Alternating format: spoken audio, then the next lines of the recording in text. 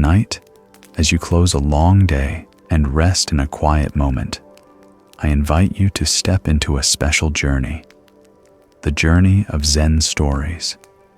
These are not just bedtime tales, not fragments meant for brief comfort, but living teachings passed down through centuries, able to reach the very roots of restlessness in the heart. You may carry worries, anger, or endless desires, but once you enter this flow, you will see that peace does not come from changing the world outside, but from changing the way we receive it. Zen teaches, when the mind is at peace, all things are at peace. This is not just a reminder, but a key to unlock the door of stillness. In the rush of daily life, our minds are often pulled in countless directions. Yet in this very moment as you listen, you can choose to pause, take a deep breath, and let all disturbances settle. In that pause, truth appears, not distant, not vague, but right here in the present you are living. Often we think peace is something out there, waiting until work is less stressful, until relationships are smoother, until life stops pushing us around. But the Dharma shows that waiting for peace like that is like hoping a lake will stop rippling by wishing the wind would cease. In truth, peace is already within us, not dependent on the wind, not waiting for waves to still. Just a single moment of stillness, and you will see the whole world change. Tonight you will walk with me through stories that seem simple, yet hold the sharpness of wisdom and the softness of compassion. These stories are not painted with lofty words. They bring us back to this very breath, this very thought, the place where peace has never left us. Welcome, fellow traveler on the path of awakening to Buddhism seeds.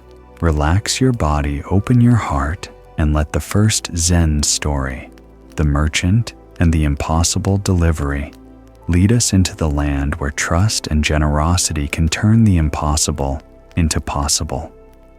One early morning mist covered the mountain slopes, and a dirt road wound dangerously along cliffs. A merchant guided his mules loaded with sacks of rice, each step heavy, but full of determination. He knew well this rice meant survival for a distant village where people struggled against endless hunger. They waited for him as if waiting for the sun after a long night. But at the foot of the pass, bad news reached him. The road ahead had been seized by bandits. They were not lazy men living for violence, but people pushed into desperation. Hunger had made them fierce, ready to block the road and seize food. The merchant froze. Can you imagine his state of mind? On one side was heavy duty, on the other, immediate danger. If he clung tightly to the rice, he might lose it all to the bandits, even his life. But if he turned back, the entire village would sink into misery. He stood trapped, unsure which way truly led to good. In that confusion, he sought the counsel of an old Zen master in the region. The master listened with kind eyes, then slowly said, "Give them half the rice." That short sentence stunned the merchant. Would you be surprised in such a situation? Anyone would think first of protecting as much as possible. Yet the master urged him to part with half, to voluntarily lose a great portion. The merchant hesitated. If I do that, won't the village still lack rice? The master only smiled, repeating softly, "Give half, you will see." The next morning, the merchant led his mules into the pass. Faces gaunt with hunger, eyes sharp with threat appeared before him, but he did not tremble, nor attempt to flee.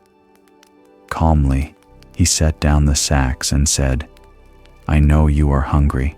Here is half the rice. take it to feed your families." Silence fell. The bandits looked at one another, unable to believe their ears. For the first time, they saw a merchant choose to share instead of surrender in fear.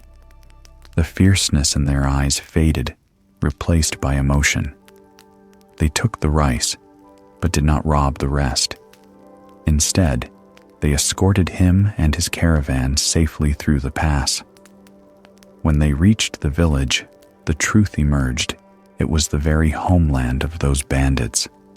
They divided the rice among themselves, and the remainder was enough to feed the entire village through the famine.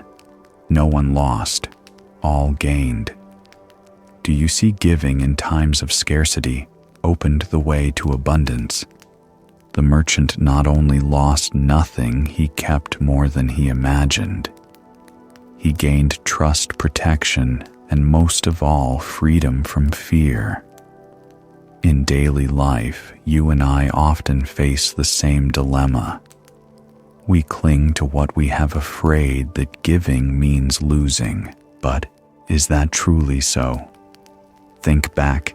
Every time you opened your heart, even with something small, a smile, a word of encouragement, didn't you also receive a quiet joy in return? Modern science confirms this. Neuroscience shows that when people help others, the brain releases oxytocin and dopamine, chemicals that create happiness, build trust, and reduce anxiety. Giving does not make us poorer. It makes our hearts richer and more at peace. In Buddhism, this is called dana, generosity, one of the fundamental practices. It is not only when we have abundance that we give.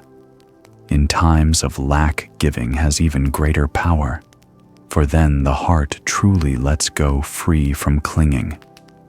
As the Buddha taught, a single candle can light 1,000 others without being diminished. Giving never takes away. It only multiplies. The merchant in the story became a living example. He did not preach or argue. He acted with trust and compassion. That action transformed everything. Enemies became companions. Danger turned to safety. Do you see that power? It came not from force, but from an open heart. Some may ask, but what if the bandits had been greedy and taken everything? That question is our same fear in life. When we give, we fear being used. Yet deep down, every human carries the seed of goodness. When met with compassion, that seed has a chance to sprout. The merchant trusted that, and he was not wrong. Now ask yourself, what are you holding tightly in your heart, afraid to release, afraid to share? A little time, a word of forgiveness, a portion of wealth. Perhaps that very thing is the key to opening abundance for you and for others. The lesson is clear. Giving in times of scarcity opens the way to abundance. Abundance not only in material things, but in trust, in connection, in peace. The merchant lost nothing, yet gained everything. And you even now can test this truth. You don't have to wait until you have much. A small act, a gesture of compassion, can change the whole world. The story of the merchant shows the power of giving. But Zen does not only teach us to release material things, it also shows us how to release resistance in the mind. That truth is illustrated in what seems like an ordinary story about a cat in a temple, yet holds a profound lesson. Let me take you to the next story, the Cat of Fong Truk Temple, where you will see why resistance itself creates more turmoil, and how when we stop resisting, everything falls into peace. In an ancient temple, nestled beside a grove of bamboo, the evening winds often passed through, leaving behind a sound like a Zen melody. This temple was called Fong Truk. Inside, the monks gathered daily to sit in meditation, letting go of the world's noise to return to the stillness within. But there was one thing that disturbed this stillness: the temple's cat. Each time the bell rang to signal meditation, while everyone sat upright, eyes closed, breathing in harmony, the cat would start darting about. It scratched the walls, leapt onto the altar, and sometimes even sat right on a monk's cushion. Its meow meow echoed at the very moment everyone was trying to focus. At first, the monks tried to chase it away. Some grew angry and shouted. Others tossed small pebbles to scare it off. But the more they pushed it away, the more mischievous it became. Each meditation session, instead of sinking deeper into silence, they found themselves distracted by this small cat. Isn't it true that in your life there are also Fong truck cats? Small things that keep breaking your peace of mind. An unexpected noise, a disagreeable word, an unwanted message. They appear just like that cat right when you long most for quiet. One day the abbot sat and observed. He did not scold, he did not try to drive the cat away. He simply sat still. Even as the cat ran around, his mind remained calm. Seeing this gradually, the other monks began to follow.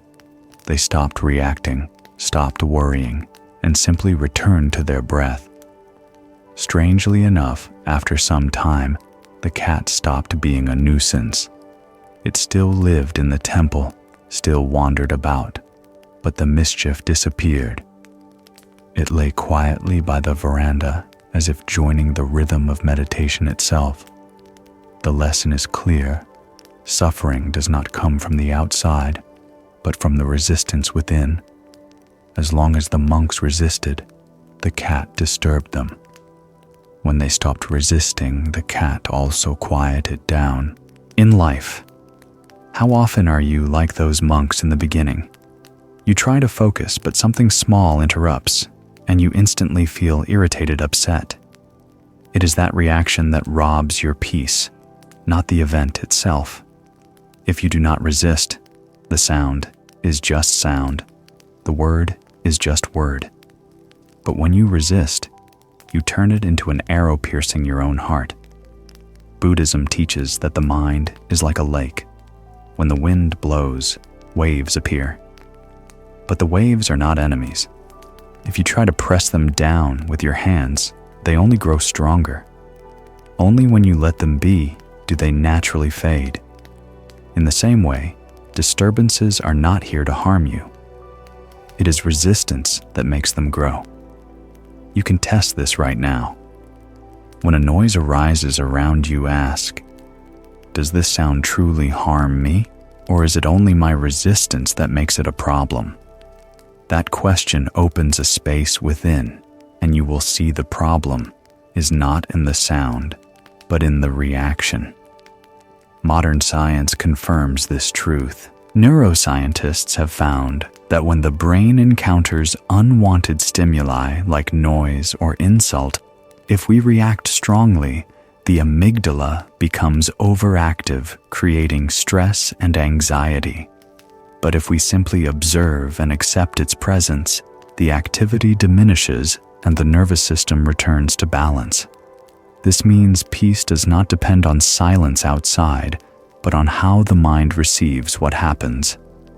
The Buddha once taught, no external enemy can harm us more than our own untamed mind. The cat in the temple is only a symbol. In reality, it could be an irritating coworker, a troublesome neighbor, or even an old habit within you. As long as you resist, they disturb you. When you stop resisting, they become harmless. Imagine if all your life you keep chasing away these cats, how exhausted would you be? How much energy would you waste fighting instead of simply living and breathing in peace? The monks of Fong Truk Temple finally realized the enemy was not the cat, but the resistance in their minds. Only by letting go could they truly return to meditation's stillness. And you too can practice this. Next time something disturbing arises, don't rush to chase it away. Sit still, breathe deeply, and observe. You will see it quiets on its own, like the cat resting peacefully under the temple's eaves. This lesson goes beyond noises or small annoyances. It applies to the powerful emotions within. When anger rises, if you resist it, it only grows. But if you observe it, smile at it, it dissolves on its own, like clouds drifting across the sky, never staying forever. In modern life, you are surrounded by countless Fong truck cats, emails, messages, piled up work, small conflicts. If you keep resisting, you will burn out. But if you let go, you will find freedom. Interestingly, many recent psychological studies show that people who practice mindfulness regularly significantly reduce stress, improve sleep, and increase concentration. Mindfulness is not about removing noise, but about training the mind not to be carried away by it. Like the monks in Fong Truk Temple, when they stopped resisting, they rediscovered peace. The Buddha gave this image. The wise are like a solid rock unshaken by wind or rain. The outer world will always change, always bring noise and disturbances. But if your mind is steady like a rock, there is nothing to drive away. Do you see this truth? Suffering does not come from the outside. Suffering begins from the resistance within your own mind. The cat only made noise, but it was the mind that turned it into a problem. When you stop resisting, all becomes still. We have now gone full circle through the story of the cat of Fong Truk Temple. It teaches the lesson of releasing resistance to rediscover stillness. But the journey of Zen does not end there. It also shows us that even imperfections in life can bring value. And this will appear clearly in the next story, The Zen Master and the Cracked Pot. A small story, but one that holds a great truth. Sometimes it is the very cracks within us that become the path for light to enter.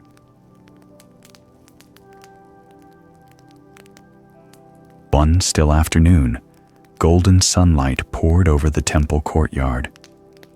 On the stone path leading from the well to the gate, an old master walked slowly. Across his shoulders was a carrying pole on one side, hung a perfect water pot on the other, an old one marked by a long crack. Every day he carried water from the well to the temple with these two pots never changing. His student often noticed this. A question stirred in his heart. He thought Master could choose two intact pots to carry water. Why does he stubbornly keep one that is cracked? Isn't that wasteful? So much precious water leaks away along the road. How much is left to use? One day, unable to hold back, the student asked, "Master, why do you use this cracked pot every day? It cannot hold the water fully. It only wastes it. Isn't that unreasonable?" The old master smiled, his eyes kind, and did not rush to answer. He simply said, "Tomorrow walk with me along the path and look closely at both sides." The next morning they went to the well together. On the way back, the student carefully observed. On one side of the path, wildflowers grew lush and colorful. On the other side, the soil was dry with little grass. Back in the courtyard, the master asked, "Do you see anything?" Suddenly, the student understood. His face lit up. The master said, "This cracked pot leaks water each day along the way. Because of that, the flowers were watered and bloomed year-round. You see, what seems like a flaw can become a blessing." The lesson here is profound. Our flaws can become blessings for others. You and I each carry cracks within. Sometimes they are past mistakes, sometimes shortcomings of character, sometimes limitations we cannot change. We often dislike them, feel ashamed of them, or try to hide them. But have you ever thought that those very cracks may be the chance to bring benefit to life? In psychology, there is a concept called post-traumatic growth. Researchers have found that many people, after experiencing great hardship, instead of breaking down completely, become more resilient, compassionate, and wise. The cracks in their hearts opened a new path, helping them live more fully and connect more deeply with others. Isn't this just like the cracked pot the Buddha once taught? Only in the mud can the lotus grow. Without mud, there would be no pure fragrance of the lotus. Without suffering, there would be no wisdom or compassion. So the cracks in you and me are not to be rejected. They may be the very ground where flowers are nurtured. Are you carrying a crack you always try to hide? Perhaps a failure, a weakness, or a painful memory. Have you thought that because of it, you became more empathetic, more understanding of others? The cracked pot may seem useless, yet each day it quietly watered the flowers. You too, your cracks may become gifts for others if you choose to see them through the eyes of wisdom. In life, many people have turned flaws into strength. A blind musician who heard sound more deeply than anyone else. A person who failed in business but learned humility and kindness. Someone scarred by love who, because of it, learned to listen and comfort others. All of them are cracked pots who turned flaws into streams of water that nourish life. Buddhism does not teach us to run from cracks, but to accept, transform, and use them as part of the path to awakening. When you stop hating your flaws, only then are you truly free. Science also shows that people often empathize more deeply with those who have suffered. A sociological study proved that those who endured pain more easily understand and support others. In other words, your cracks make you a source of comfort to those around you. The Buddha said, "One who sees suffering sees the path." Suffering is not only to be endured, it teaches us the way. So do not blame yourself for your cracks. Perhaps because of them, you have already been watering someone's path without knowing it.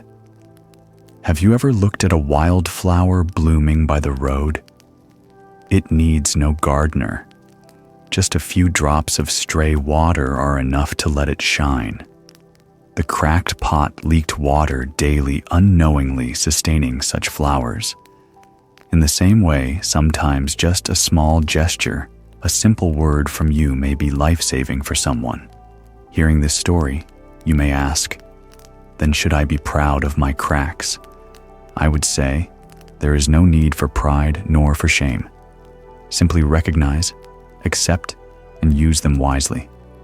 A cracked pot does not boast. It only lets water flow through. You too do not need to prove anything. Just live sincerely and let life be watered by your experience. We may conclude the cracked pot teaches us that flaws are not always burdens. Sometimes they are blessings for others. If you look at life through the eyes of wisdom, you will see that everything has value, even what is imperfect. Right after the story of the cracked pot, we move on to another Zen tale of wisdom about a blind calligrapher. He could not see the mountain yet in his writing. He became the mountain. And from this, we will understand more clearly the difference between knowing about and becoming. In a small room at the foot of the mountain, a blind man sat before his writing desk. In front of him were an inkstone, a brush, and a sheet of pure white paper. Though his eyes could no longer see light, his hand held the brush with steady strength. When he began to write, each stroke surged like flying dragons and dancing phoenixes, radiating a majestic vitality as powerful as the mountains outside. People called him the blind calligrapher. The strange thing was this: he had never seen a mountain. He could not describe its exact shape, nor sketch the details of its trees or streams. Yet when he wrote the character Shan, meaning mountain, people felt its towering grandeur. Viewers did not just see the character, they felt the very spirit of the mountains. When asked, "How can you write such majesty without ever seeing a mountain with your own eyes?" he replied, "I do not look at the mountain with my eyes. I become the mountain when I write." You see, the lesson here is clear.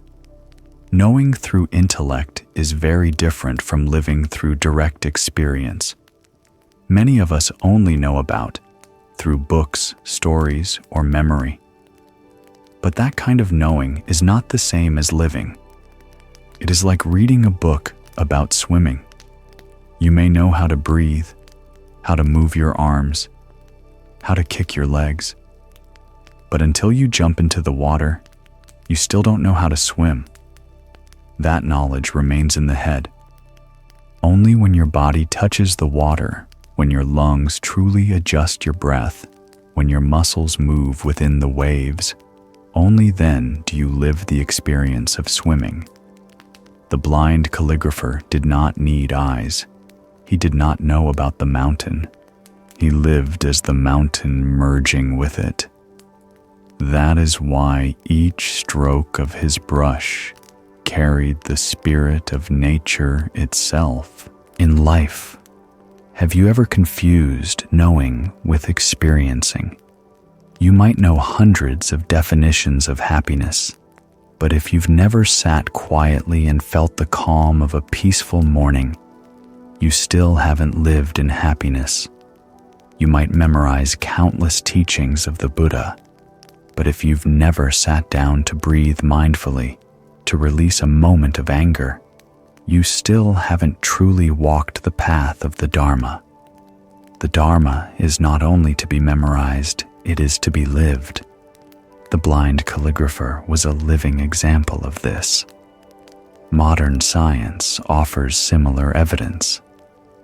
Neuroscientists have found that when people only study theory, the brain's short-term information centers are active. But when they directly experience by touching an object, smelling a scent, or moving the body, the entire sensory and motor system participates. It is that direct experience that engraves memory, deeply transforming knowledge into part of the person. This matches the scriptures. One who hears the Dharma but does not practice is like someone counting money for others, gaining no benefit for themselves. Hearing, knowing, understanding these are not enough. One must live, one must practice to truly absorb it. Think of your own life. How many times did you believe you understood something, only to discover when you faced it in reality that your understanding was only a shell?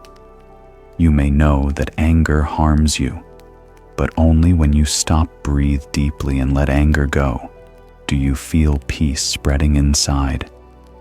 You may know that letting go brings happiness, but only when you truly release an attachment do you taste its lightness. That is the difference between knowing and becoming.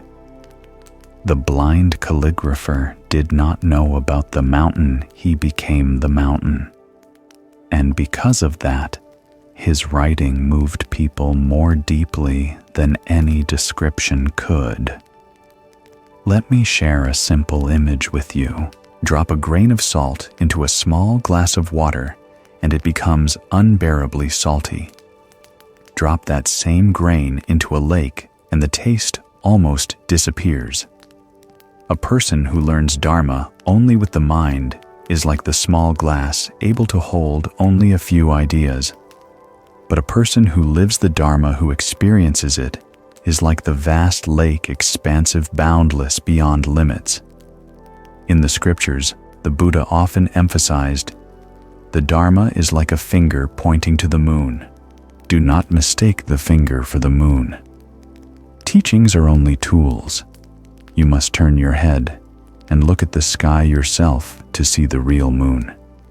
If you cling only to the finger, you will never see its light. The blind calligrapher was not limited by eyes. He went beyond the finger, seeing the moon with his heart and whole being. So how can you and I also become the mountain in our own lives? I believe the answer lies in practice. Practicing mindfulness, practicing letting go, practicing compassion.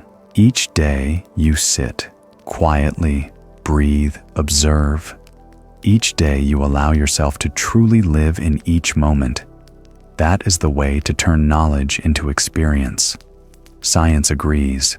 Studies on mindfulness meditation show that with just a few minutes of daily practice, the brain structure changes, activity in the amygdala decreases, reducing stress, while connections in the prefrontal cortex strengthen, increasing clarity and emotional regulation. This proves that with direct practice, even the brain is restructured. It ceases to be theory. It becomes living experience in every cell. You see, the lesson of the blind calligrapher is not only for the art of calligraphy, it is for all of us. If you stop at knowing, you will always miss a step. But when you truly live, truly experience, you will understand more deeply than any book could ever teach you. Dare you ask yourself, am I only knowing about happiness? Or am I living in happiness? Am I only knowing about letting go? Or have I truly let go? That question leads you back to your own experience. The story of the blind calligrapher reminds us that the Dharma is not to be read, but to be lived. Only in living do we absorb truth. Just as only by becoming the mountain could he write the character Shan with such spirit. This is the story of the blind calligrapher. He did not see with his eyes, he saw with his heart through unity. And that is the precious lesson. Knowing with intellect is not enough. We must live through direct experience. Right after this story, I will take you to another image, a log floating on a river. It may sound simple, but it holds a deep truth about letting go. And when you understand, you will see that the path to peace is never far away.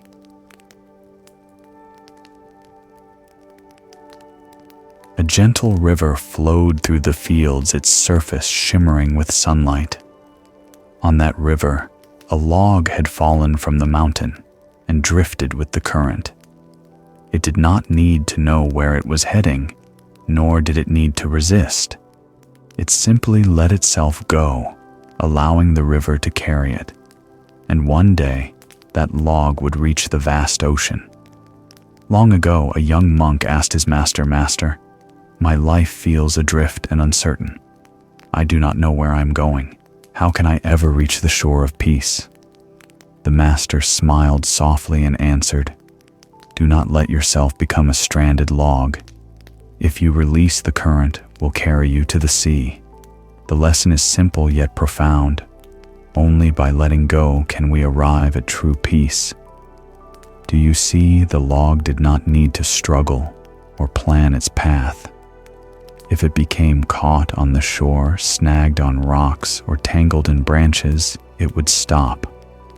But when it surrendered to the river, it was carried to the ocean. Our lives are the same. Often it is because we hold too tightly and resist too much that we never reach the place we long for. How many times in your life have you felt stuck?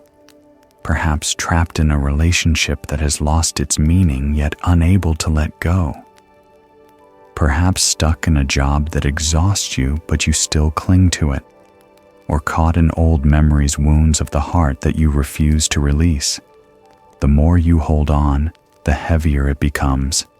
The drifting log reminds us only when we release can the flow of life bring us to peace. Modern science confirms this. Neuroscientists have found that when people cling to stress, the brain produces cortisol, a hormone that causes fatigue, anxiety, and exhaustion. But when we learn to let go through meditation, through breath, through forgiveness, the body releases endorphins and oxytocin chemicals that bring peace and connection. This is exactly what the Buddha taught over 2,500 years ago. When we release, the heart becomes light. Many ask a Zen master, does letting go mean giving up or neglecting everything? The master replies, no, letting go is not giving up. Letting go means stopping useless resistance, allowing things to follow their natural course of causes and conditions. The drifting log does not abandon itself. It is still moving forward, but without futile struggle. It entrusts itself to the river, trusting in the natural way. You and I are the same. When we let go, we are not giving up. We are choosing not to waste energy on what is unnecessary, saving our strength for what truly matters. In the scriptures, the Buddha said, as leaves fall to their roots, as water flows to the sea, the mind that releases returns to peace. Letting go is not weakness, but strength. Only the wise dare to release. Think of someone holding a heavy stone underwater. The tighter they cling, the deeper they sink. Only when they let go of the stone do they rise. Life is the same.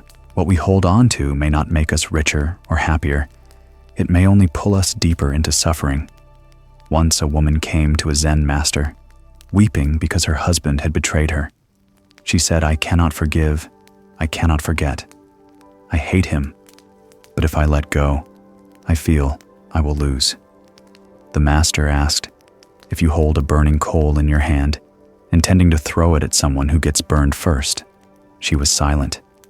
Indeed, we are the ones burned before harming others. Letting go is not for their sake. It is for our own freedom.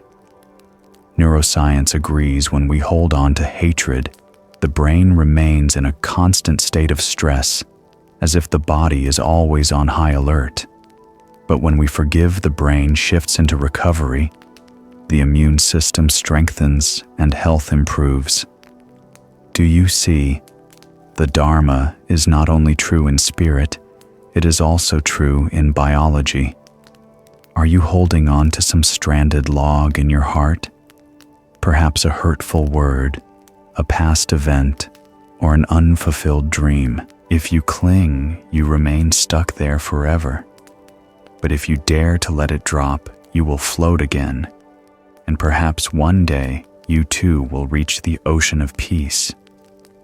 The drifting log teaches us, do not let yourself be trapped by greed, anger, or ignorance. Let your mind drift like the log, and let the Dharma, like the river, carry you to the shore of awakening. You can begin practicing this today. When a negative thought arises, do not resist, do not cling. See it as a log drifting by. It comes, it goes. Simply observe. With practice, you will find your mind no longer trapped. Remember, letting go is not a single act, but a daily practice. Just as the log moves a little farther downstream, each day, you too, by letting go little by little, will one day be surprised to find yourself in the great ocean peace without conditions. The story of the drifting log leaves us with a reminder. Do not become stranded. Let yourself be carried by the flow of Dharma. Only then will you truly arrive at the shore of peace. Next comes another Zen story. Again, it speaks of being stuck, but this time not a log, but a man, an innkeeper. He often erupted in anger without reason, frightening everyone around him. So how could such a person ever find peace? The story of the hot-tempered innkeeper will help us look back at ourselves and realize that the root of suffering is not outside, but within our own minds. Long ago, there was a small inn by a mountain road where travelers often stopped to rest. The inn was not large or luxurious, just a few old wooden tables, a fire always burning to boil tea, and simple rooms for guests to stay overnight. People should have felt at ease there, but there was one problem the innkeeper was quick to anger. He could get angry for any reason. If guests arrived late, he scolded them. If rain and wind blew against the eaves, he cursed. If the rooster in the yard crowed at the wrong time, he grew annoyed. He shouted at guests, at servants, even at the rain and wind themselves. His angry voice always echoed through the inn, making the atmosphere heavy, so that everyone only wanted to leave as soon as possible. One day a monk traveling from afar stopped at the inn for the night. The monk remained calm, showing no irritation at the shouting. Seeing this, the innkeeper grew angrier and demanded, "Don't you see? I am furious? Why aren't you upset? Why aren't you afraid like everyone else?" The monk smiled and replied, "I see that your anger is like a storm. It comes, it roars, but then it fades. I don't need to chase after that storm." Hearing this, the innkeeper froze, unable to respond. The words echoed in his heart like a bell, leaving him in deep thought. The lesson of this story is simple, yet vital. Anger is only a storm passing through the mind. When we accept it, it fades on its own. Have you ever felt anger clearly within yourself? It often rises quickly, like a flame sparked by a tiny ember. A word that offends you, an action that bothers you, or an old memory striking a wound in your heart, and in a moment you are swept away. Your heart beats faster, your breath grows short, your voice sharpens. Your whole being turns into a dark cloud, no longer clear. But like a storm outside, anger cannot last forever. It has its cycle. It comes, it peaks, it passes. If you look directly at it, accept it without resisting, you will see it dissolve. The problem is that most of us either suppress or explode.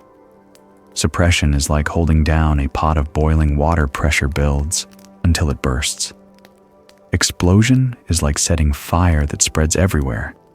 Both ways exhaust us. The third way, the way the monk reminded us, is to accept anger as a natural phenomenon and let it pass.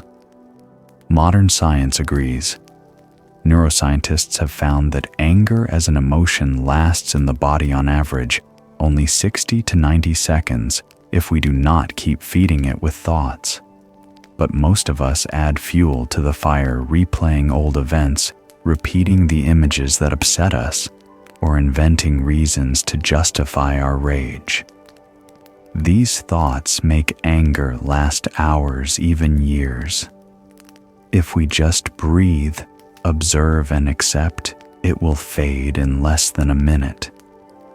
You see, both science and Buddhism say the same thing. In the scriptures, the Buddha taught anger is a fire that burns away virtue. One who holds anger is like someone holding a burning coal to throw at another, but burns themselves first.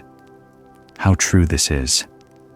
Anger not only harms others, but it destroys our own peace. Think back to the last time you were angry. After shouting or sitting in silent resentment, how did you feel? Exhausted, drained, perhaps even regretful, then isn't it true you were the one burned first? Look at the innkeeper. He cursed the rain, the wind, even the rooster. Yet the rain still fell, the wind still blew, the rooster still crowed. The world did not change because of his anger. The only one who suffered was himself and those around him. This is something many of us repeat every day, angry at things we cannot change, burning ourselves in the process. Have you ever done this? Have you been angry at rain that soaked your clothes? Angry at traffic that made you late? Angry at some small event where no one was at fault?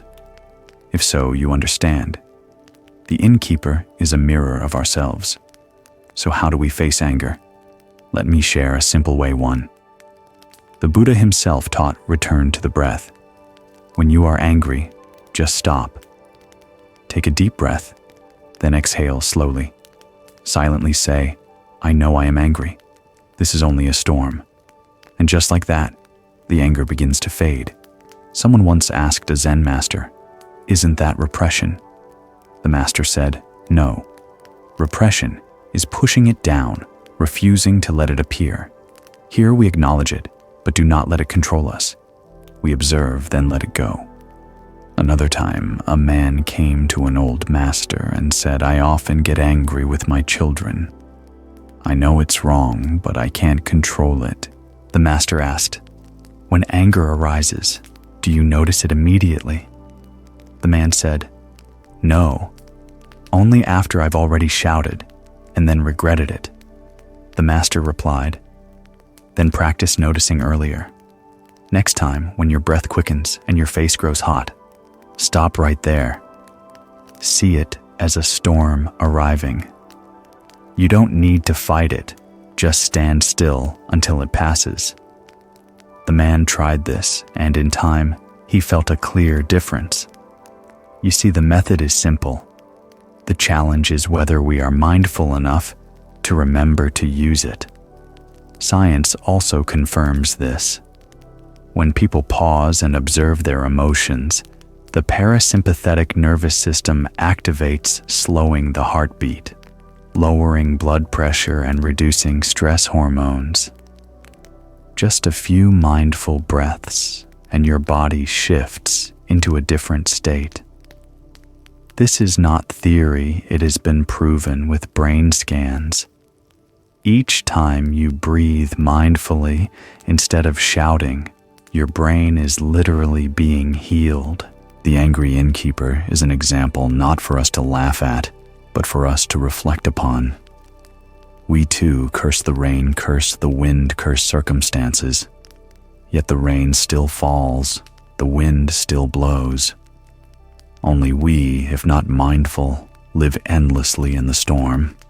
If you are willing to pause, take a breath, and see anger as a passing cloud, you will watch it drift away on its own. No need to chase it, no need to resist, just accept. That is the strength of stillness. So next time anger comes, what will you choose, to shout like the innkeeper, or to stand quietly and let the storm pass? We close this story here, but the journey of Zen continues. For after the storm of anger comes another story about a traveler who sought out a hermit in the mountains. This traveler was not only seeking a teacher, but also seeking himself. And his journey shows us that sometimes the path to wisdom is not far away at all, it is right where we stand.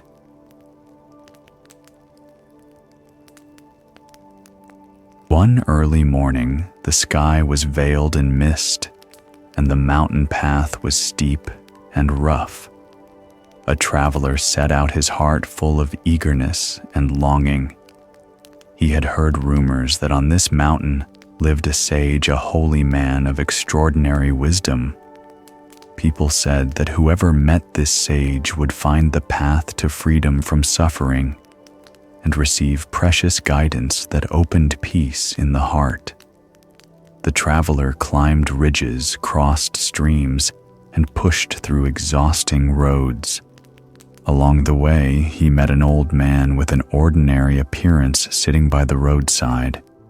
His hair was silver, his eyes gentle. The old man smiled, greeted him, and even poured him a cup of hot tea.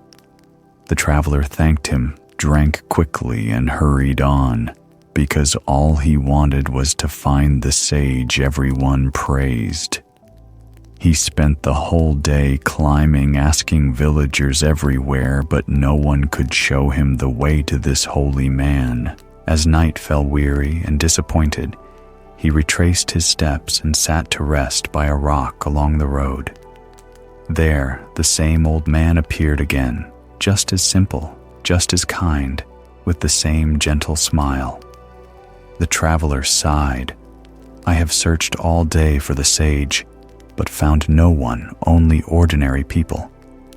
The old man looked him in the eye and said, "My son, the sage you seek is me. You already met me this morning, but because you expected an extraordinary image, you did not recognize the holiness in the ordinary." The words struck the traveler with surprise. He suddenly realized that his own mind, constantly searching for what was strange and extraordinary, had caused him to overlook the truth right before him. The lesson of this story is profound: to see holiness in the ordinary. Have you noticed how often we chase happiness, peace, or enlightenment in faraway places? We think we need a superhuman teacher, a miraculous lesson, or a special circumstance to lead us to truth. But often, the opposite is true. Truth is hidden in everyday moments, in ordinary people. The traveler who sought the sage on the mountain failed to recognize that the old man by the roadside was his teacher because he expected a different image. But in reality, it is the ordinary that opens the gateway to the extraordinary. In life, you and I may be like that traveler. We often look for peace far away, in a trip abroad, in a new success, in a great possession. Yet once we achieve it, we still feel empty and then continue searching. Meanwhile, peace may already be here this morning, in a gentle breath, in a hot cup of tea, or in the caring eyes of a friend. The Buddha once taught, "The one who sees the way in the smallest of things truly sees the way. The way is not far. It is in washing dishes, sweeping the yard, walking step by step. To see holiness in the ordinary is to see the way in daily life." Modern psychology offers similar insight. Researchers study a phenomenon called the hedonic treadmill, the wheel of pursuit. It shows that humans tend to return to a baseline of happiness after major events. In other words, even if you achieve something extraordinary, the joy soon fades and you begin craving something else. Meanwhile, people who learn to appreciate small daily things, a meal, a quiet moment, report greater lasting happiness. This matches the Buddha's teaching. Peace is found in the ordinary. Are you chasing something extraordinary to change your life while overlooking the holiness of the ordinary moments unfolding now? Perhaps you are seeking a great master somewhere far away, forgetting that life itself, with every person, every event you encounter, can be your teacher. Pause for a moment and look at your own life. Your teacher may not wear robes. It might be a child teaching you innocence. It might be an old person teaching you patience. It might be a difficult friend teaching you compassion.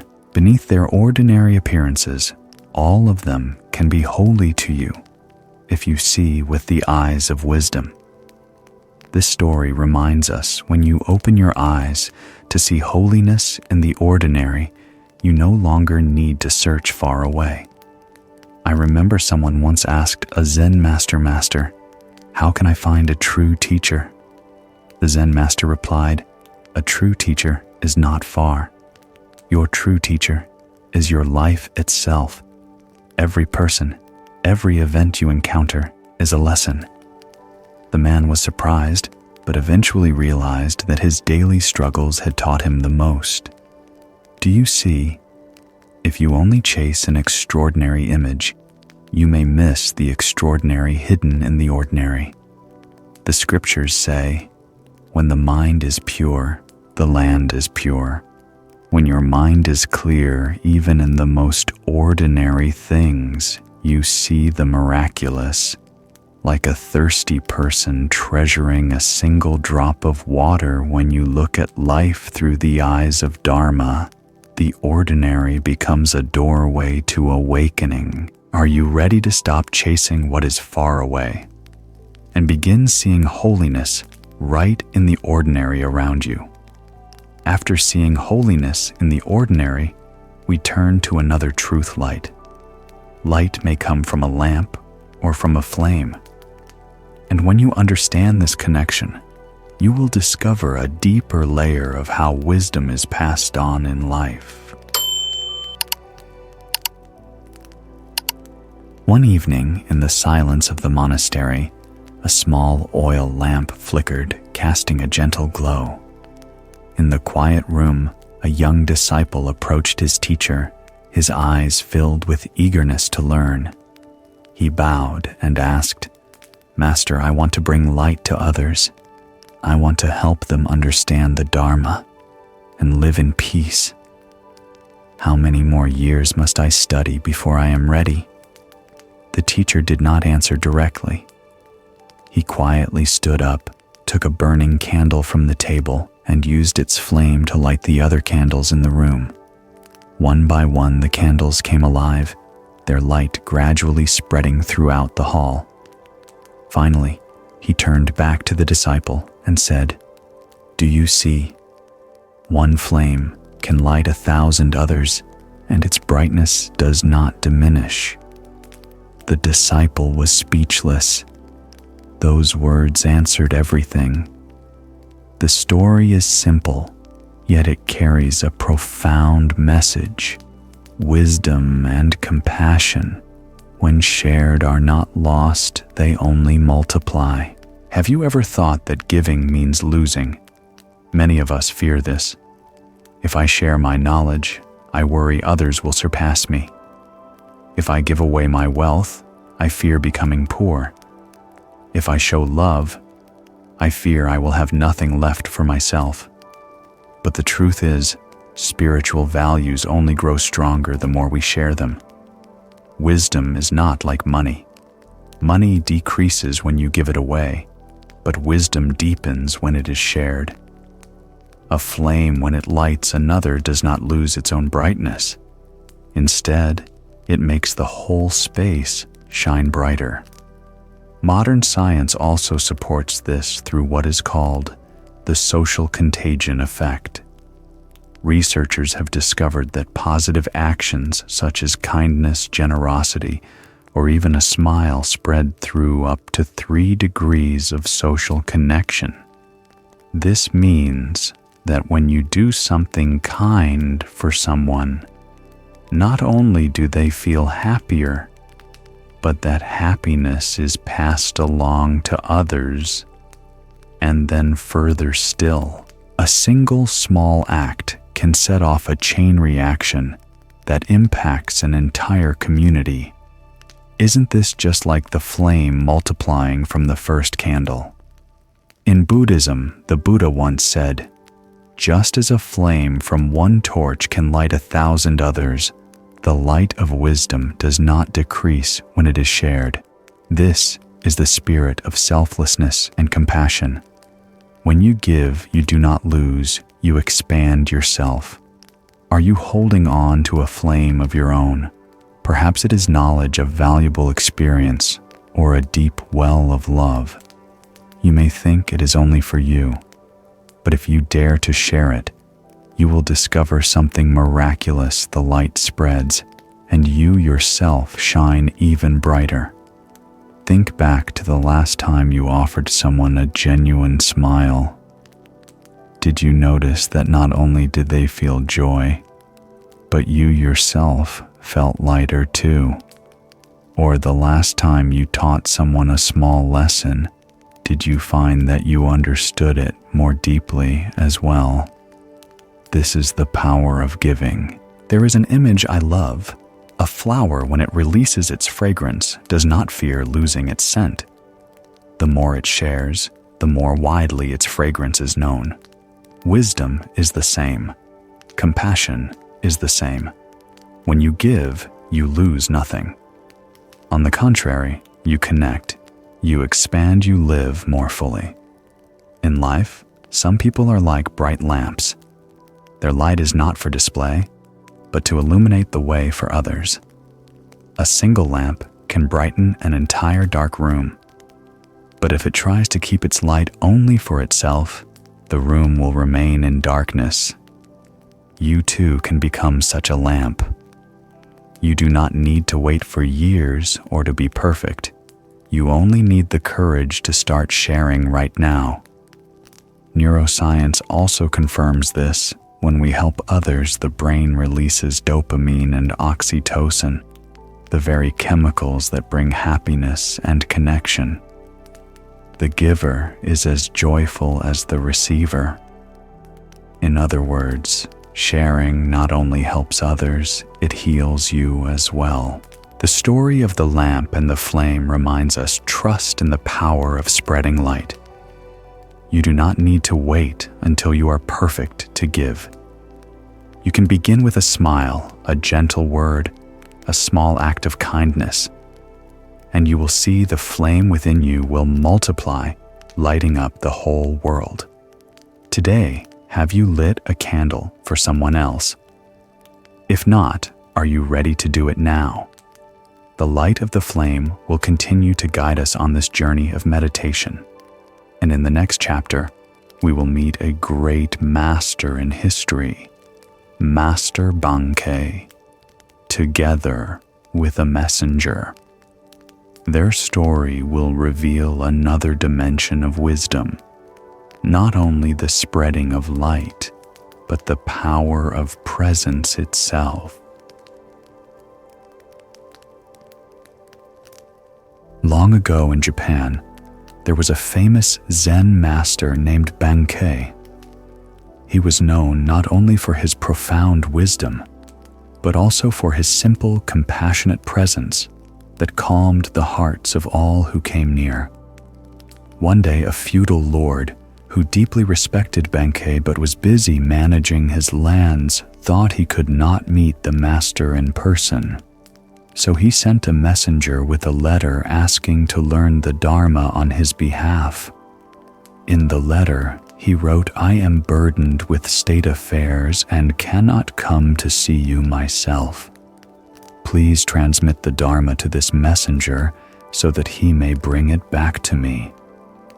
When he finished reading, Bankei smiled. He turned to the messenger and said, "I cannot teach you in place of your master. Enlightenment cannot be delivered through an intermediary, nor can it be passed on by letter. Whoever wishes to see the way must experience it for themselves." Hearing this, the messenger bowed and returned with the reply, "The lesson is clear. The way cannot be handed down. Enlightenment cannot be substituted. It can only come through each person's direct experience." Think about it. Have you ever wished someone else could practice on your behalf? Have you thought that if your parents were devout, you could inherit their merit? Or if someone prayed for you, you would automatically be at peace? In truth, this is an illusion. It is like eating and drinking. No one can eat for you or digest for you. You must eat and digest yourself to be nourished. Enlightenment is the same. No one can walk that path in your place. You must walk it yourself. In the teachings, the Buddha once said, "Be a lamp unto yourselves." This does not mean you are alone. It means the teacher can point the way, but you must take the steps. If you only stare at the map while asking someone else to travel for you, you will never reach the destination. Modern psychology offers a parallel. Studies show that reading about an experience and living that experience activate different parts of the brain. When you read a book about mountain climbing, your brain only engages its language centers. But when you actually climb, your motor, sensory, and memory systems all participate. Indirect knowledge is only theory. Direct experience leaves a deep imprint. Enlightenment belongs to the second kind. It must be lived, not borrowed. Are you waiting for someone else to live your life for you? Are you trusting that a teacher, a relative, or a ritual can take responsibility for your awakening? If so, remember this story. Bankei made it clear, no one can awaken in your place. No one can bring back the Dharma as if it were a gift to be delivered. You must experience it yourself. Sit down, listen to your own heart, breathe, and let go. Once a man came to a temple and complained to an old Zen master, "I have listened to Dharma talks for many years, read countless books, but my life is still full of suffering." The master asked, "Have you ever sat quietly for 5 minutes and looked directly into your own mind?" The man was silent. You see, the act of listening or knowing cannot replace practice. If you only hear others speak of peace, you will never truly live in peace. The way is an experience, not an object to be bought or a message to be passed around. You can read hundreds of books about tasting a mango. You can hear others describe it as sweet, sour, or fragrant. But until you bite into one, you will never know its true flavor. Enlightenment is the same. It must be directly tasted. In Buddhism, there's the concept of self-realization. Truth only has value when you realize it in yourself. The teachings of the Buddha and the patriarchs are maps. But if you never walk, the map will remain just paper.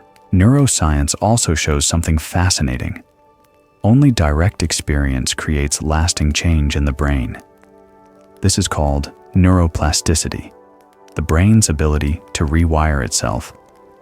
If you only listen or study in theory, your brain does not change. But if you actually practice meditation, your brain forms new connections. Stress centers quiet down, and wisdom centers grow stronger. In other words, only direct experience transforms you. Do you see the sharpness in Bankei's story? That Lord believed someone else could study on his behalf as if outsourcing a task. But enlightenment is not like a title or wealth. It cannot be transferred. It belongs only to the one who truly walks the path. I want you to remember, no one can practice for you. No one can live for you. No one can awaken for you. You may have teachers, companions, scriptures, and rituals, but in the end, you must directly experience it yourself. Otherwise, it will remain knowing, never living. The story of Bankei and the messenger ends here, but the Zen journey continues. For right after this comes another story, sharper and more striking, the story of a Zen master who handed over a sword and asked to be beheaded. That story will reveal an entirely different dimension. The ultimate challenge of Zen wisdom, showing us what is real and what is false, what is life and what is death within the mind. One quiet morning in a simple Zen hall, a group of students sat around their master listening intently. Soft sunlight filtered through the wooden doors and thin incense smoke drifted gently in the air. A young student, his face full of confidence, stepped forward and asked, Master, I have understood the Dharma. I know this body is impermanent, not real. I know that everything is only a temporary combination, and that only the unborn, undying mind is true. Hearing this, the Zen master remained silent for a moment. Then suddenly he placed a knife into the student's hand and said plainly, "If you truly understand, then cut off my head." The student froze in terror. His whole body trembled and he quickly threw the knife to the ground before running away. The master laughed loudly. Turning back to the assembly, he said slowly, "You see, understanding concepts is not the same as true realization. When we hear about impermanence, when we hear that the body is not real, it is easy to mistake that for attainment. But when faced with death right before our eyes, we realize we have not truly realized anything at all. The lesson is clear. Knowing with the intellect is entirely different from living in direct realization. Think about it. How many times have you read sutras, listened to teachings nodded in agreement, because they seemed logical and profound? Yet when a real event happens, loss, illness, separation, all that knowledge disappears, leaving only panic and suffering. That shows your knowing is only in the mind, not yet in the heart, not yet in your blood and bones. Conceptual knowing is like memorizing swimming techniques, but panicking and thrashing when you fall into the water. True realization is when you have immersed yourself many times, learned to breathe, learn to float naturally. At that point, there is no more fear. In the scriptures, the Buddha emphasized the wisdom of direct realization, prajna. He did not stop at hearing shruta, nor at thinking shinta, but pointed toward practice bhavana. Only through practice does knowledge become lived experience. Without it, everything remains theory. Modern neuroscience confirms this. Researchers have found there are two kinds of knowing: conceptual knowing, which activates the brain's language centers, and experiential knowing, which engages the entire sensory and motor nervous system. For example, reading about pain lights up only part of the brain, while actually feeling pain activates it in a completely different way. To understand pain and to experience pain are two different worlds. It is the same in the Dharma. You may understand that the body is impermanent, but only when you sit in meditation, observe each breath arise and pass, and watch pain come and go, do you truly live the reality of impermanence. Are you stopping at knowing without entering into realization? Are you proud that you have read many books, listened to many talks, but when hardship comes, you are still lost and suffering? If so, remember the image of the student holding the knife. The intellect may sound strong, but when life itself is tested, only direct realization can stand firm. This story is sharp like a blow straight to the mind. The Zen master did not use long explanations. He used a shocking moment to expose the gap between concepts and realization. This is the way Zen often works, cutting through the circle of thought and bringing the student back to reality. In life, many of us are like that student. We say everything is impermanent, but when we face true loss, our hearts ache. We say, "I am not attached to this body," but when we hear of illness, we are deeply afraid.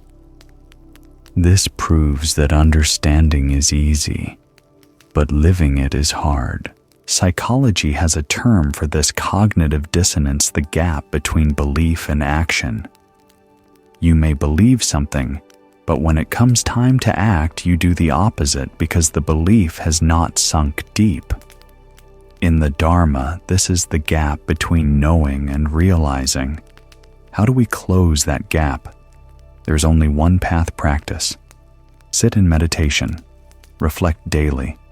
Face your body and mind directly. When you sit quietly, you will see pain in your legs arise and fade. Wandering thoughts come and go. Each time you realize a piece of impermanence, a piece of non-self. Over time, you will not fear death because you have already died many times in each breath. You see, the student knew the Dharma intellectually, but when faced with the knife, he revealed he had no realization. This is also a reminder for you and me. Don't stop at surface-level knowledge. Step into true knowing through practice, through experience.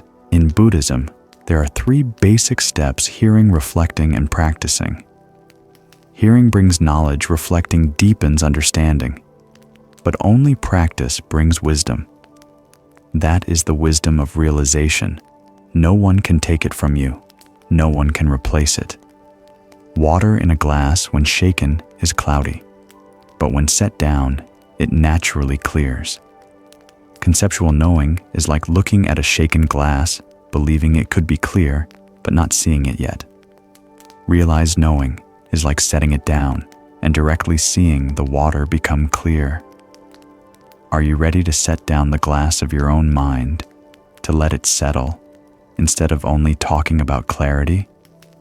The story of the Zen master handing a knife and asking for his head leaves an echo that lingers. It reminds us knowing is not enough, you must realize. Understanding is not enough, you must live. And right after this sharp story, our journey continues with another image, gentler, but no less profound, the image of a dewdrop on a leaf. Small and fragile, yet holding a great lesson about life and impermanence. One fresh morning before the sun had risen high, the first light of the new day gently touched the green leaves. A young monk followed his master along a small path around the temple. The morning air was pure, the earth still damp with dew, and birds sang in the distant forest like a melody welcoming the day. On each leaf, sparkling drops of dew reflected the sunlight, glistening like tiny jewels. The master stopped, pointed to a clear dewdrop trembling on the tip of a blade of grass, and asked his student, "What do you see in this dewdrop?" The young monk looked closely and replied softly, "I see it is very beautiful, but fragile." The master smiled. "Exactly. Life is just like this dewdrop. It is fragile, easily dissolved under the sun's rays. But it is precisely that fragility which makes it so beautiful." The student stood silently gazing at the shimmering dewdrop before him. In that moment, he felt the deep lesson: impermanence is not an enemy, but the very beauty of life. Have you ever watched a dewdrop in the early morning? When the sunlight touches it, it sparkles like crystal, so radiant that you wish you could keep that moment forever. But you know before long, the sun will make it disappear. And that is what makes it precious. If the dewdrop lasted forever, you would become used to it and no longer see it as special. Its fragility is what makes it beautiful. In Buddhism, this is the truth of impermanence. Everything in life, this body, our loved ones, possessions, success, happiness, is like a dewdrop. They appear, shine brightly for a short time, then vanish. When we forget this truth, we live in attachment and suffering. When we see it clearly, we cherish every moment. Have you ever felt regret when a beautiful day passed too quickly? Or when a moment of happiness slipped into memory in just a blink? We often wish we could hold on to them, but life does not allow that. Instead of grieving, we can see this fragility as a gift. It reminds us to live fully because nothing lasts forever. Modern science also affirms this impermanence. Quantum physicists say every particle in the universe is in constant flux. Your body, which seems stable, is actually made of cells constantly being born and dying. In just 1 second, millions of chemical reactions occur within you. So what is eternal? Everything is like the dewdrop appearing and disappearing in an instant. But instead of despair, Buddhism teaches that impermanence is what makes life beautiful. Imagine if flowers bloomed and never withered, would you still be moved when they opened? If a melody played endlessly, would it still touch your heart? It is because you know it will end that you treasure each note, each petal. You and I, we are like the dewdrop. Life may seem short, but it is precisely that shortness which makes each day precious. You will not waste time on meaningless arguments or small resentments once you see life is only a fragile drop of dew. In the Diamond Sutra, the Buddha said, "All conditioned phenomena are like a dream, an illusion, a bubble, a shadow like dew, or a flash of lightning. Thus should you perceive them." You see, the Buddha used the image of dew more than 2,500 years ago to reveal the nature of life. And when we see life as a dewdrop, we no longer cling. Instead, we live with awareness, fully present in each breath. You may ask, does fragility mean life is meaningless? No.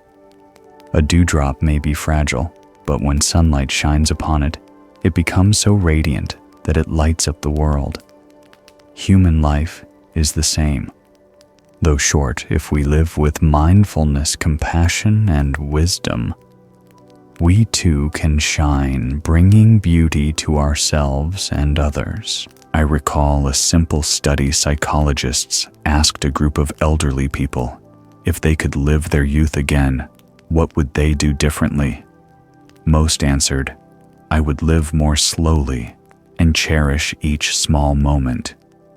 That is the teaching of the dewdrop. Do not wait until the dew has vanished to feel regret. Cherish it while it still glistens. Do you see? The dewdrop on the leaf is not only a beautiful image, it is a living Dharma lesson. It tells us that impermanence is not an enemy, but a reminder. Because everything changes, we learn to value, to love, to live deeply. When you look at a dewdrop in the morning, let it remind you each moment is one of a kind.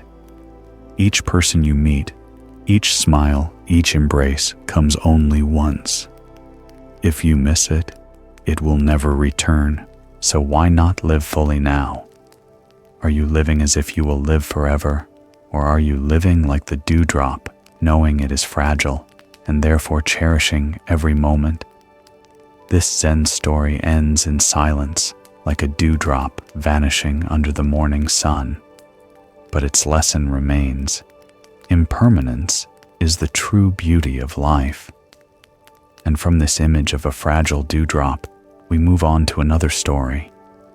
A story about the meeting of power and wisdom between the throne of authority and the stillness of the way.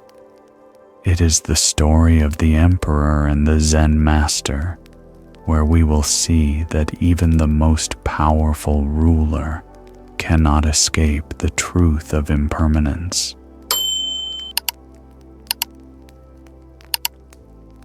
Long ago, in a powerful dynasty, there was an emperor known not only for his authority, but also for his thirst for wisdom. He ruled millions of subjects, commanded skilled armies, and possessed palaces filled with treasures of gold and silver. Yet deep within, he carried an uneasy power, and wealth had never answered the greatest question of human life. One day, the emperor heard of a famous Zen master said to have awakened to the ultimate truth. Without hesitation, he went to see him in person. On the mountain path, the royal entourage stopped while the emperor walked alone into the master's small thatched hut. Face to face, the emperor asked directly, his voice both commanding and filled with curiosity, "What is the highest truth?" The Zen master sat silently for a while. His eyes, clear as a deep lake, gazed into the emperor's. Then he answered each word slow and steady. "Vast emptiness, nothing holy." The emperor froze. He had heard countless scholars, philosophers, and priests explain doctrines, but no one had ever answered him with the words emptiness. Do you see power? Knowledge and philosophy may fill our minds, but when faced with the ultimate nature of truth, all such concepts collapse. The Zen master did not hand the emperor a new doctrine, nor offer a creed to cling to. He pointed directly. The highest truth is spacious emptiness, without form, beyond the reach of concepts. When you hear the word emptiness, do you feel fear? We often associate emptiness with loss or with nothingness. But in Zen, emptiness does not mean nothing remains. On the contrary, it is the state that allows everything to exist. Like the empty space within a cup, because of that space, the cup can hold water. Like the open sky, because it is vast and empty, clouds can pass through and birds can fly freely. Thus, vast emptiness is boundless openness, where all attachment vanishes, where there is no thought of "I am right, you are wrong," no line between sacred and ordinary.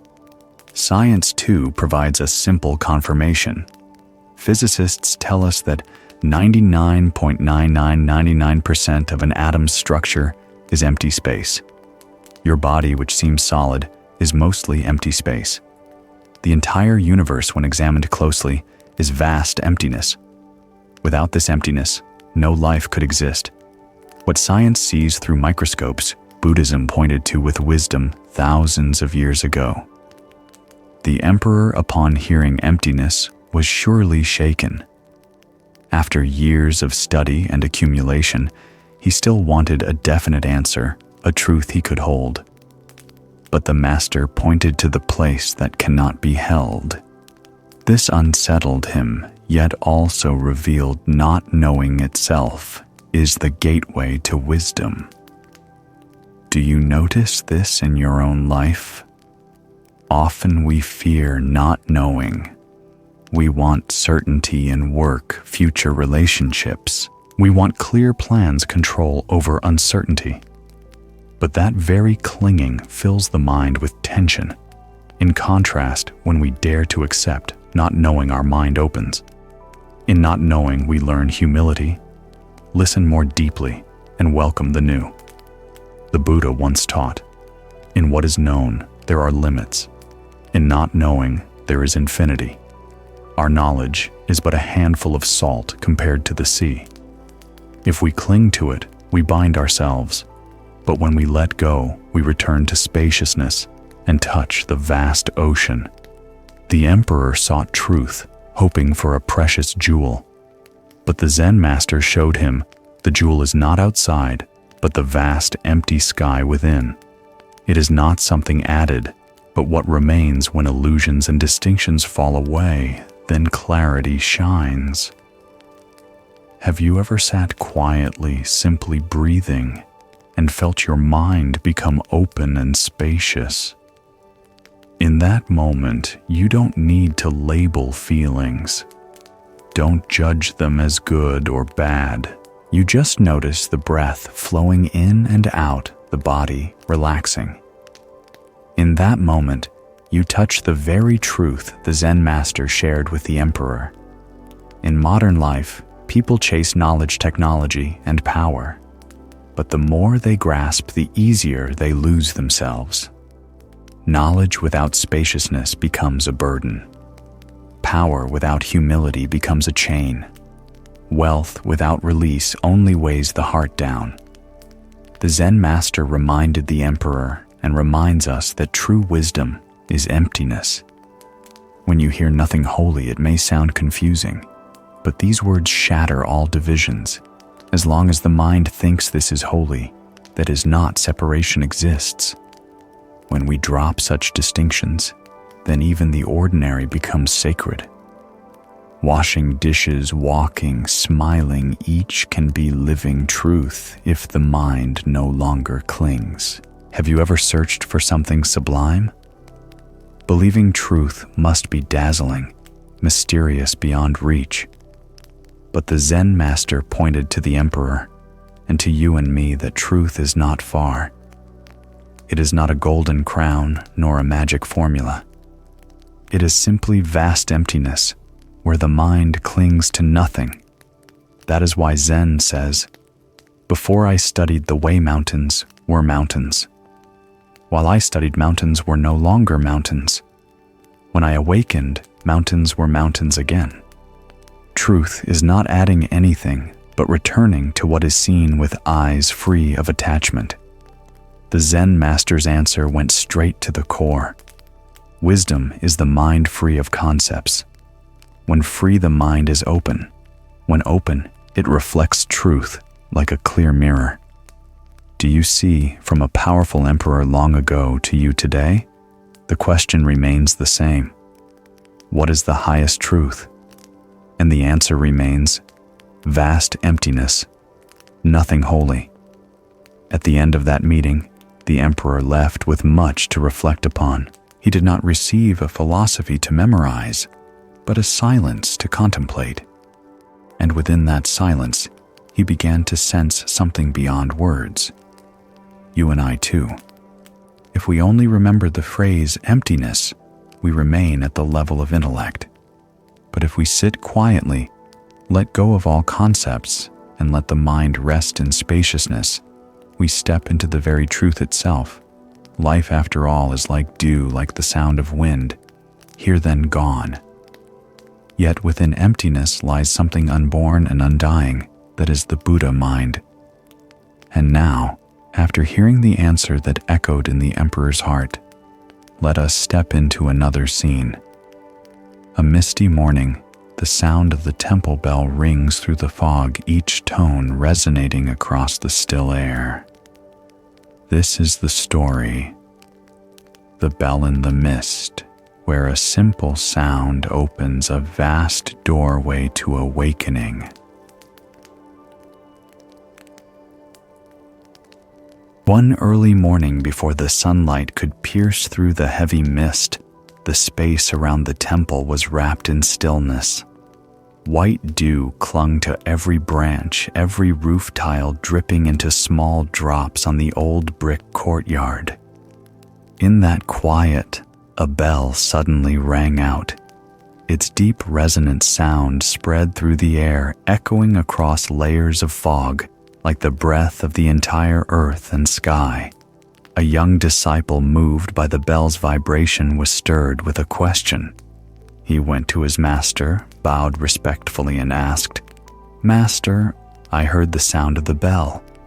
I want to know, did the bell move first, or did my ear move first?" The teacher smiled, his gaze gentle yet profound, and answered slowly, "Neither bell nor ear, only awareness rings out." The student stood silently, unsure how to understand. Yet in that moment of stillness, the sound of the bell seemed to linger in his mind, not entirely outside, not entirely within. The story seems simple at first: a bell, a question, an answer. But hidden within is a treasure of wisdom. The disciple wanted to know which came first, the bell's strike or the ear's hearing. But the Zen master refused to let him fall into such distinctions. He pointed directly: the essence lies not in the bell nor in the ear, but in awakened awareness itself. Think about it. Each day you encounter countless sounds and sights. People speaking, cars passing, birds singing, wind blowing. But do they all touch you the same way? Sometimes the alarm clock rings, and you don't hear it, because your mind is lost in sleep. Other times a tiny sound startles you, because your mind is alert. This shows that it's not the sound that decides, but your state of mind. The sound is only a condition, but the mind is the true mirror. Neuroscience points to the same truth. Researchers explain that when sound reaches the ear, it only creates vibrations in the eardrum, which are transmitted as electrical signals to the brain. But for you to truly hear, the brain must select, process, and allow your awareness to recognize it. Without the mind, the bell is only a physical vibration, nothing more. What science calls neural selection, Zen calls the reflecting mind. Everything you see, hear, and feel does not arise solely from outside. It manifests through the mind. When the Master said, "Neither bell nor ear, only awareness rings out," he was breaking apart the attachment to inside and outside. If you keep asking, which moved first, the bell or the ear, you remain trapped in duality. But if you return to awareness, you see that bell and ear are only conditions. The clear mind is what is real. Have you ever stood in the morning mist and heard a temple bell ring? Its sound is unlike any other, not loud, not forceful, yet it calms the heart. It feels like it cuts through the fog inside you, calling you back to the present. In truth, the bell has no mystical power. The power lies in this. When you hear the bell, you pause, release wandering thoughts, and return to awareness. At that moment, the bell becomes the call of mindfulness. The Buddha taught, all things are created by the mind. The bell by itself carries no meaning. The ear is only a biological organ. But when the mind listens, the sound becomes dharma, becomes a reminder of impermanence, becomes a bridge leading you back to the present. Imagine two people hearing the same bell. One feels disturbed, thinking the sound is a distraction. The other feels at peace, reminded to stop and breathe. So is the bell one sound or two? It is neutral. The difference lies in the listener's mind. How many times in life have you blamed the outside world? How many times have you thought that person made me suffer? That event made me anxious. But if you look deeper, you see it is not the outside, but your own mind reflecting. The outside is only a drop falling into the lake. Whether the surface ripples or stays calm depends on your heart. There is a simple experiment in psychology. Two groups listened to the same piece of music. Group A had just gone through a stressful day. Group B had just finished a relaxing activity. Group A felt the music was tense and overwhelming, while Group B found it soothing and pleasant. The sound was the same, but the state of mind was different, so the experience was different. This is exactly what Zen masters pointed out long ago. So what is the lesson of the bell in the mist? It is a reminder. Return to awakened awareness. When your mind is clear, the world is clear. When your mind is restless, the world is restless. You cannot control every sound outside, but you can learn to reflect with inner stillness. Would you like to live like the bell itself, so that whenever you resonate, you remind others to return? Or would you like to live as awakened awareness beyond duality, so that every sound becomes a sutra, the Master's answer to the disciple? Neither bell nor ear, only awareness rings out, is also a teaching for you today. It reminds you that everything you see, hear, and touch is your mind reflecting. Change your way of seeing, and life itself changes. When the bell fades into the morning mist, it has not truly disappeared. It still resonates within you if you choose to listen. Awakening is not outside life.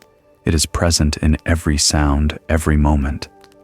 And now, after journeying together through the echo of the bell, we move on to the next story. A story of a disciple who, after many years of searching, suddenly declared, "I have learned nothing." At first, it sounds like failure, but in truth, it is the doorway to wisdom. This is the story of the student who learned nothing. Long ago in a mountain temple, there was a young novice monk. He came to the monastery with a heart full of eagerness, hoping that after only a few years of practice, he would understand all the teachings and grasp what people called enlightenment. 3 years passed. He studied sutras, meditated, worked, and listened to teachings. But inside he felt more and more confused. One day he went before his teacher, bowed, and said, "Master, I have been here for 3 years, but I feel like I haven't learned anything. When I meditate, my mind is still restless. When I study the sutras, my head feels foggy. When I work, my mind is still full of wandering thoughts. I feel useless." The teacher smiled, his eyes both gentle and penetrating, and said, "You just haven't realized it yet. For 3 years, you have been living in enlightenment without knowing it." The novice's eyes widened in surprise. What did it mean to live in enlightenment without knowing it? Have you ever been like that novice? You study, read books, listen to teachings, practice, and yet at times you feel you haven't truly understood anything. You blame yourself. Why am I so slow? Why do others awaken quickly while I remain so dull? But hidden in that very not knowing is a great doorway. The teacher told his student, "You have been living in enlightenment without knowing it." This means enlightenment is not knowledge to be stuffed into the head, nor an achievement to boast about. Enlightenment is ordinary life itself. Each breath, each step, each simple action you have already been living. But because you kept comparing and chasing after something special, you overlooked it. In Buddhism, there is an important concept called the mind of not knowing. At first it sounds strange. How can not knowing be wisdom? But think about it. When you cling to what you think you already know, you close yourself off to the new.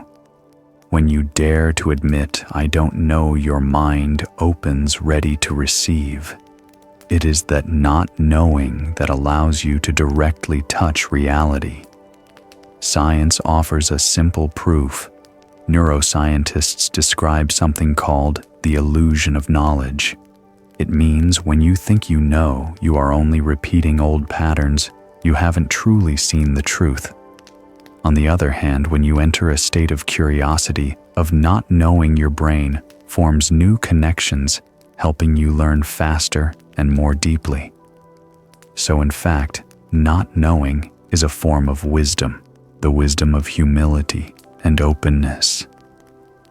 In the scriptures, the Buddha once taught, "The wise know what they do not know." It sounds simple, but it is a great key. The foolish think they know everything, and so they never learn. The wise always see countless things they don't know, and so they learn every day. Have you ever watched a child? When a child looks at the world, it has no preconceptions. Everything is new. Everything is astonishing. That is why children learn quickly and live so fully. That is the power of the mind of not knowing. Adults, however, weighed down by knowledge and experience, often become trapped by what they think they know. So was the novice who felt he learned nothing in 3 years. Truly a failure? No. In fact, it was a turning point. When we drop the expectation of must understand or must achieve, we finally see the simple truth already present. Like someone swimming in the river, constantly searching for water elsewhere, forgetting that they are already immersed in it. Have you ever felt in your life, I'm not making any progress? But if you look closely during that time, you were still living, breathing, walking, laughing, and loving. Isn't that enlightenment already at work? Zen teaches, when hungry, eat, when tired, sleep. At first, it sounds too simple. But how many of us truly eat when eating or truly sleep when sleeping? When eating, we worry about work. When sleeping, we worry about tomorrow. Our mind is rarely fully present. The novice felt he had learned nothing because he was seeking something extraordinary. Forgetting the simple truth, enlightenment is to live fully in this very moment. One of Zen's profound lessons is this: don't look for truth far away. When you accept not knowing, you open new eyes and suddenly realize that truth has always been right in front of you. Think about it. If you live every day with the mind of I already know you close every door. But if you live each day as if it were the first with the mind of not knowing, you are always fresh, always alive, always awake. The teacher told the novice, you have been living in enlightenment without knowing it. This was not comfort, but truth. Enlightenment is not something extra you gain. It is what you are already living. You breathe, you walk, you work, you smile. If you are mindful, that is enlightenment. Do you feel lighter when you understand this? We don't need to become someone else, don't need to search for a distant place. We only need to return to what is here and now. In Zen, there is a phrase, beginner's mind. It is the mind of not knowing the mind that is open and receptive. The student who felt he learned nothing after 3 years had touched that very beginner's mind, and the teacher confirmed it. He was already living in enlightenment. You can apply this in daily life. When meeting someone, instead of thinking I already know this person, approach them as if for the first time. When facing a problem, instead of rushing to conclude, I know how to fix this, admit, there may be something I haven't seen. That openness may lead you to surprising solutions. In creative science, it is said that great inventions often arise from the state of not knowing. When scientists admit they don't understand, the brain begins to connect in new ways. The same is true in Buddhism. When you dare to accept not knowing, you begin to see beyond concepts. The story of the novice who learned nothing may sound sad, but it is in fact a precious teaching. It reminds you that wisdom is not accumulation, but release. Not about knowing more, but about knowing how to return to the mind of not knowing. You see, not knowing is not ignorance, it is great wisdom. It is humble, it is open, it keeps you fresh. The one who accepts not knowing is not afraid to listen, not afraid to be wrong, not bound by prejudice. And that person is the one who truly approaches enlightenment. As I share this story, perhaps you are thinking about yourself. Perhaps you have felt useless, stuck, not progressing. But my friend, maybe those were the very moments you were closest to truth, only you hadn't realized it yet. The next Zen story is about an unpainted picture, where emptiness itself becomes the gateway for wisdom to reveal itself. It is the story of the unpainted picture. One afternoon, golden sunlight gently touched the wooden doors of the meditation hall. The air was still, with only the sound of the breeze brushing against the bamboo leaves outside. A young Zen student, after years of practice, carried in his heart a deep longing. How could he express the peace that his master often spoke of? He believed that if he could paint it, not only he but many others would be able to see and feel that serenity. He went before his teacher and asked Master, "How can I paint a picture of peace?" The teacher remained silent for a while. Then he took out a sheet of blank paper and placed it in front of his student. His eyes were gentle, but his voice rang out like a bell striking the mind. "This is the most perfect picture." The student looked at the blank paper astonished. There were no mountains, no birds, no rivers, no flowers, only emptiness. "But, Master, I don't see anything at all." "Exactly." The teacher smiled. "Seeing nothing at all that is peace." Hearing this, are you surprised? We usually think peace must have form, must have color. Perhaps a green field, a quiet mountain, or a calm river. But Zen shows us peace does not need to be painted. Stillness is already complete, not something that can be confined to an image. In life, we are always trying to paint peace for ourselves. Some think peace means wealth. Others believe it comes from finding the perfect love. Still others think success and fame will bring it. But once achieved, they still feel empty. Why? Because all those paintings are created by the mind, and when conditions change, the picture changes, and so does the mind. By placing a blank sheet in front of his student, the Zen master was showing peace does not lie in adding more, but in needing nothing at all. Modern science also gives us a striking confirmation. Neuroscientists have discovered that when the brain enters the alpha state, when brain waves slow down, we naturally feel more relaxed and at ease. This state arises when we stop thinking, stop imagining, stop straining. In other words, when the sheet of paper in the mind is left blank, without too many drawings, we naturally touch peace.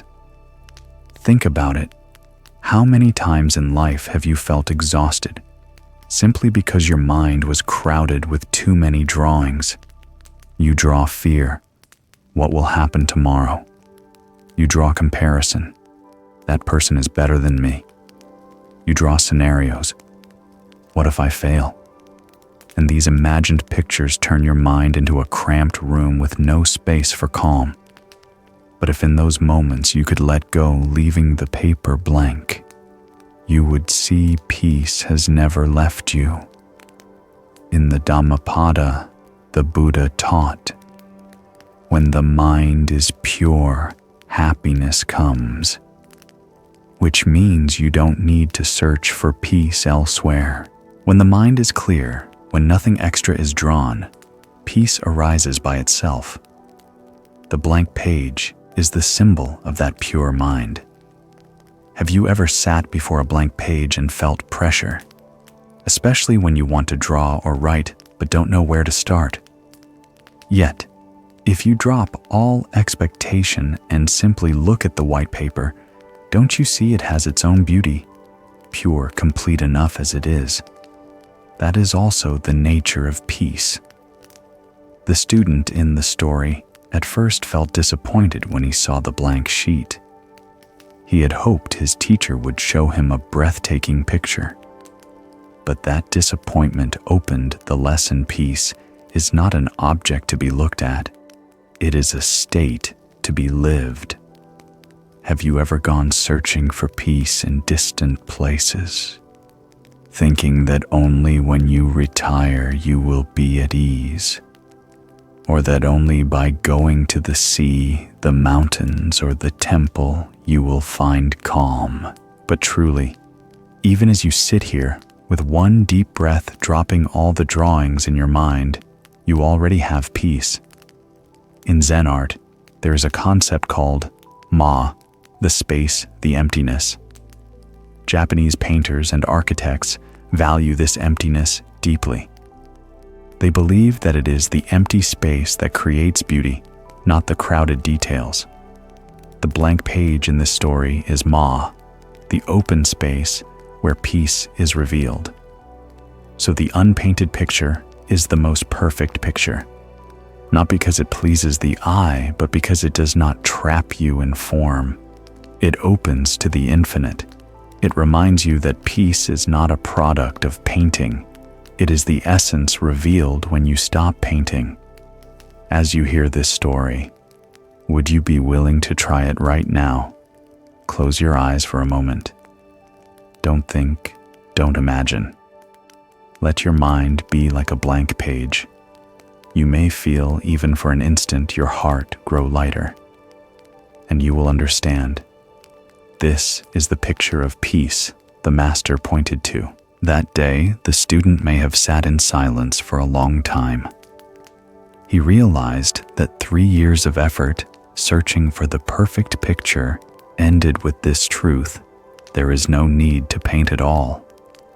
Just as you and I, so often chasing happiness, eventually see that happiness has been here all along, in this empty space, in this breath, in the freedom of not painting anything.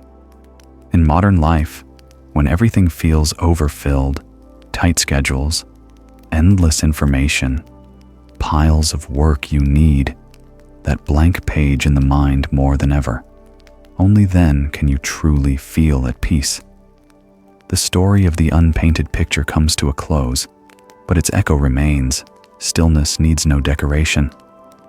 And now, after reflecting on this blank page, we step into another scene. Not a sheet of paper this time, but a small coin in the hand of a general. A coin that seemed ordinary, but when tossed, turned the course of fate. That is the next story. The general tosses a coin. Long ago, in a land torn by endless battles, there was a general deeply respected by his soldiers. He was known not only for his skill in leading troops, but also for his calmness and wisdom in moments of life and death. One day, his army faced a battle that seemed impossible to win. They were outnumbered, poorly armed, and in a disadvantageous position. Fear gripped every soldier, their hearts already heavy with the certainty of defeat. Seeing their panic, the general did not rush to give orders. Instead, he gathered the entire army and pulled a coin from his pocket. Holding it high so everyone could see, he said, "Today, our fate will be decided by the will of heaven. If the coin lands tails, we will lose. If it lands heads, we will win." He paused, then looked each soldier in the eye. "But remember, this once heaven's will is revealed, no one is to doubt. We will fight with all our strength without hesitation." He tossed the coin into the air. The morning sun glinted off its spinning surface. Every soldier held their breath, their hearts nearly stopping, their eyes fixed on the general's hand as he caught the coin and pressed it against the back of his other hand. A moment of silence filled the air. Then he lifted his handheads. A roar of cheers erupted. The soldiers felt a surge of strength. Fear vanished, replaced by unshakable confidence that victory was theirs. With that spirit, they charged into battle. And the result was astonishing, though. Outnumbered, their courage and unwavering belief carried them to victory. After the battle, one soldier approached the general and said respectfully, "General, it truly was heaven's will. Without that coin, we would never have dared to fight." The general smiled quietly, took out the coin, and showed it to him. Both sides were heads. The soldier froze. then suddenly understood it was faith that created the miracle. You see, this simple story holds a profound lesson. Belief has the power to shape reality. When the army believed that heaven's will was on their side, their fear dissolved. And without fear, they fought with a strength greater than themselves. Have you ever felt this? When you are certain you can do something, energy rises within you. But when you are convinced you will fail, your body feels weak, your mind clouded. The same person, but with different belief, the outcome changes. In Buddhism, the Buddha taught about faith sada, right faith. Not blind belief, but trust grounded in wisdom. With true faith, the mind does not waver or get swept away by fear.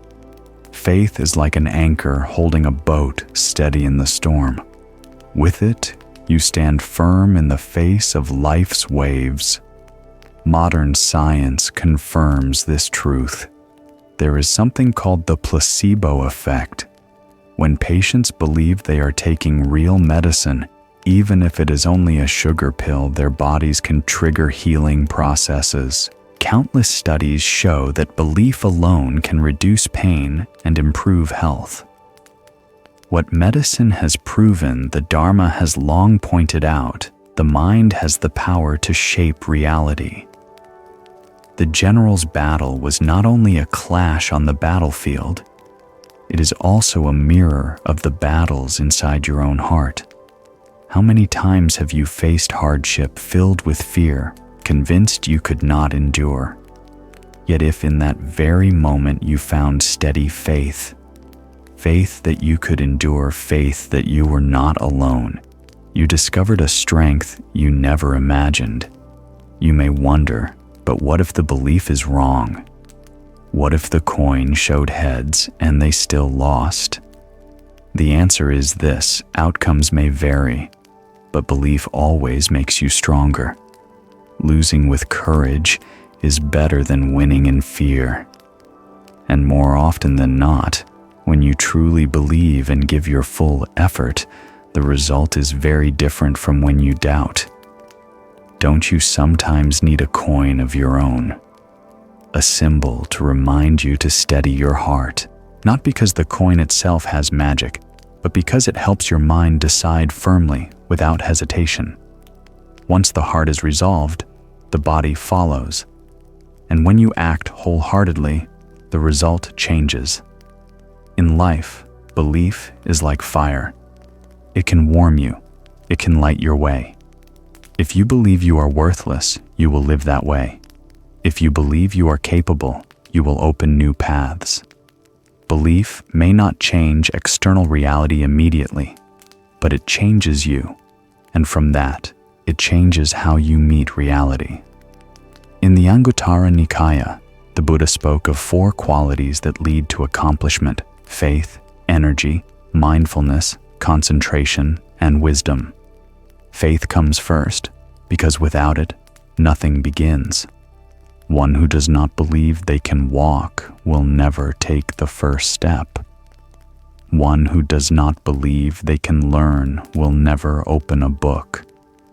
One who does not believe they can change will never practice. Think about your own life. Have you ever failed not because you lacked ability, but because you lacked belief? And have you ever succeeded not because you were extraordinary, but because you believed and persisted? The general used a coin to plant faith in his soldiers. You can use your breath to plant faith in yourself. Each time you are uncertain, pause, take a deep breath, and whisper within, "I can face this. I am not alone. I carry Buddha nature within me." With just that, your heart will steady. This story teaches us the greatest strength is not in numbers or weapons, but in the mind. A large army full of fear will collapse. A small army full of faith can perform miracles. In the same way, a person filled with fear will fall under small burdens, while one filled with faith can overcome mountains and seas. Would you try living one moment fully in faith, believing that you can love, forgive, and let go? Believing that no matter your past, you can begin again. Believing that right here in this very breath, you already have enough to be at peace. But remember, true faith is not illusion. It is not self-deception. It is a return to reality, that you already have the capacity, that you already carry Buddha nature. Faith is the light that lets you see this truth. When the general pulled out the coin, he knew both sides were heads. He knew the point was never heaven's will, but the soldier's belief. And he succeeded in planting that seed. The victory was not only on the battlefield, it was the victory over fear within every soldier's heart. This story reminds both you and me sometimes. To overcome hardship, we don't need more power from outside. We need to replant belief inside. When you believe, you act. When you act, the path opens. And so after seeing how a single small coin could turn the course of fate, the next Zen story gives us another image, a speck of dust in the wind. Small, fragile, seemingly meaningless, but carrying a profound lesson about letting go and freedom. That is the next story, a speck of dust in the wind. One day, in a small temple nestled in a valley, a young disciple came to his teacher with eyes heavy with sorrow. Bowing his head, his voice trembling, he said, "Master, I feel so small, so meaningless. I look at the wise ones who preach the Dharma, at the great monks who build temples and pagodas. And me, I only sweep the courtyard, carry water, and do chores. Will my life ever bring any benefit? I fear I will live and die like a speck of dust, leaving no trace behind." The teacher was silent for a moment, then pointed toward the morning sunlight streaming through the window. In that golden light, countless tiny specks of dust floated and shimmered like glitter suspended in the air. Smiling gently, the teacher said slowly, "Do you see it is these specks of dust that make the sunlight visible? Without them, you would see nothing but empty space. But thanks to them, the entire sky appears before your eyes. A single speck of dust is small, yet it helps reveal the vast universe." The disciple's eyes widened. His heart seemed to open, as if a ray of light had entered. This short story holds a great truth. Nothing is too small to be without meaning. We often belittle ourselves when standing before great figures or monumental works. We think our lives are nothing but dust drifting in the sky. But look closer. Even dust reflects light. Even dust adds beauty to the universe. Have you ever asked yourself, why do I live? What meaning do I have in this vast world? Perhaps on lonely nights you too have wrestled with this thought. Especially in today's society where people glorify grand success and fame, it is easy to feel small and lost. But pause for a moment and look at a speck of dust in the sunlight. It has no power, no voice, no one notices it, and yet it makes the light visible. Without it, the ray of sunlight would pass through unseen, leaving no trace. So is dust truly meaningless. Science also gives us insight. Astronomers have discovered that tiny cosmic dust clouds are the very foundation of stars and planets. Over millions of years, these tiny specks gather and combine, eventually forming the world we live in. Even the smallest dust in the cosmos holds infinite potential. This recalls the Buddha's teaching.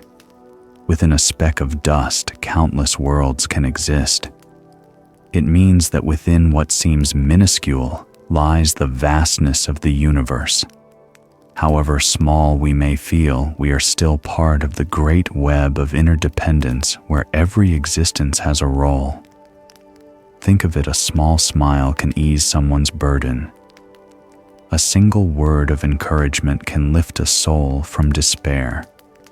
A simple act of kindness can change someone's entire life. Have you ever been saved by a gentle word, one that pulled you back from the edge?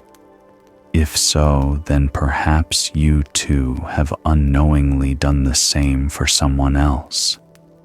Many think life has meaning only if one achieves great things, but the Dharma teaches us that meaning does not lie in the size of the deed, but in the heart behind it. Dust, when touched by light, shines. A small act done with clarity and compassion reflects wisdom and love. Notice how when morning sunlight fills a room, floating dust makes the space sparkle and glow. Dust does not need to shout, does not need to boast. Its quiet presence alone transforms the entire atmosphere. So if one day you feel small, remember, small does not mean meaningless. In life, you may sometimes feel like dust, silent, unnoticed, unrecognized. But are you truly insignificant? A mother quietly waking early to prepare breakfast may receive no praise, but her children gain the strength to learn. A worker sweeping the streets may go unseen, but thanks to them, we walk on clean paths. They are dust in the wind, yet they reveal the light of life. Perhaps you think you are only a small link in the vast machinery of society, but if that link breaks, the whole machine stops. A single light bulb in a room, if it goes out, the room is plunged into darkness. Who then can say the small has no value? What matters is how you live within your smallness. If you accept it and shine, then even as a speck of dust, you help brighten the whole sky. But if you deny yourself, belittle yourself, you live as darkness, unable to light anyone, not even yourself. In Buddhism, this is called contemplating non-self and dependent origination. Every phenomenon, no matter how small, exists in relation to others. You may see yourself as small, but without you, the chain of interbeing loses a link. And when one link breaks, the whole changes. Do you still think your life is meaningless? If a speck of dust can reveal the sun's light, then why can't you? A human being with awareness, compassion, and choice make this life more beautiful. It is not always easy to believe in your own worth, especially when you face failure, rejection, or go unrecognized. But in those very moments, remember the dust in sunlight. It does not seek recognition. It simply exists, and its existence is enough to make the world more beautiful. Like a drop of dew on a leaf, brief, fleeting, yet it makes the morning glisten. Meaning does not depend on size or duration, but on how it illuminates the present. Modern neuroscience also affirms this: small actions like a smile or taking a few minutes to truly listen can release positive neurotransmitters like oxytocin and dopamine, making both you and the other person feel happier. In other words, even in small acts, you can change someone's emotional state and health. See the Dharma and science. Though different paths meet at this truth, even the smallest can create great impact. So from now on, if you ever feel like a speck of dust in the wind, don't be sad. Rejoice, because dust too makes the sky shine. You may never be a great sage, never build a grand temple, never deliver a great sermon. But if you live with a clear and compassionate heart, one word or one act of yours is enough to reveal light for others. I want you to remember this. No one is meaningless. What you need is not to appear great in the world's eyes, but to live fully with compassion and wisdom in each small act. Continuing the journey of Zen wisdom, we now turn to another story, a tale of a poor beggar unknowingly carrying a golden bowl. It is a reminder that sometimes within poverty and smallness lies a treasure beyond price. This story is called The Beggar and the Golden Bowl. In a noisy city where the markets bustled all day, there lived an old beggar who had known nothing but poverty his entire life. The tattered cloak on his shoulders had been bleached by sun and wind. His bare, calloused feet left their marks on every corner of the streets. Day after day, he shuffled along, holding out a thin hand for a few spare coins, a scrap of dry bread from the compassion of passers-by. His meals often ended with his stomach still empty, and his sleep was a hurried doze beneath the market eaves where the cries of early vendors replaced any morning bell. No one had ever mentioned the words possessions in his life. For him, living was reduced to not starving today. He had never dared to dream of a home, never imagined full bowls of rice. Each crease on his face etched the unending years of hardship. People had grown so used to seeing him that no one paid attention anymore. He was just a shadow trudging past the lives of others, and yet something strange lay right beneath the spot where he had sat for decades. Under the dry, cracked earth, where he spread his worn mat, a secret had been hidden, a gleaming golden bowl buried long ago.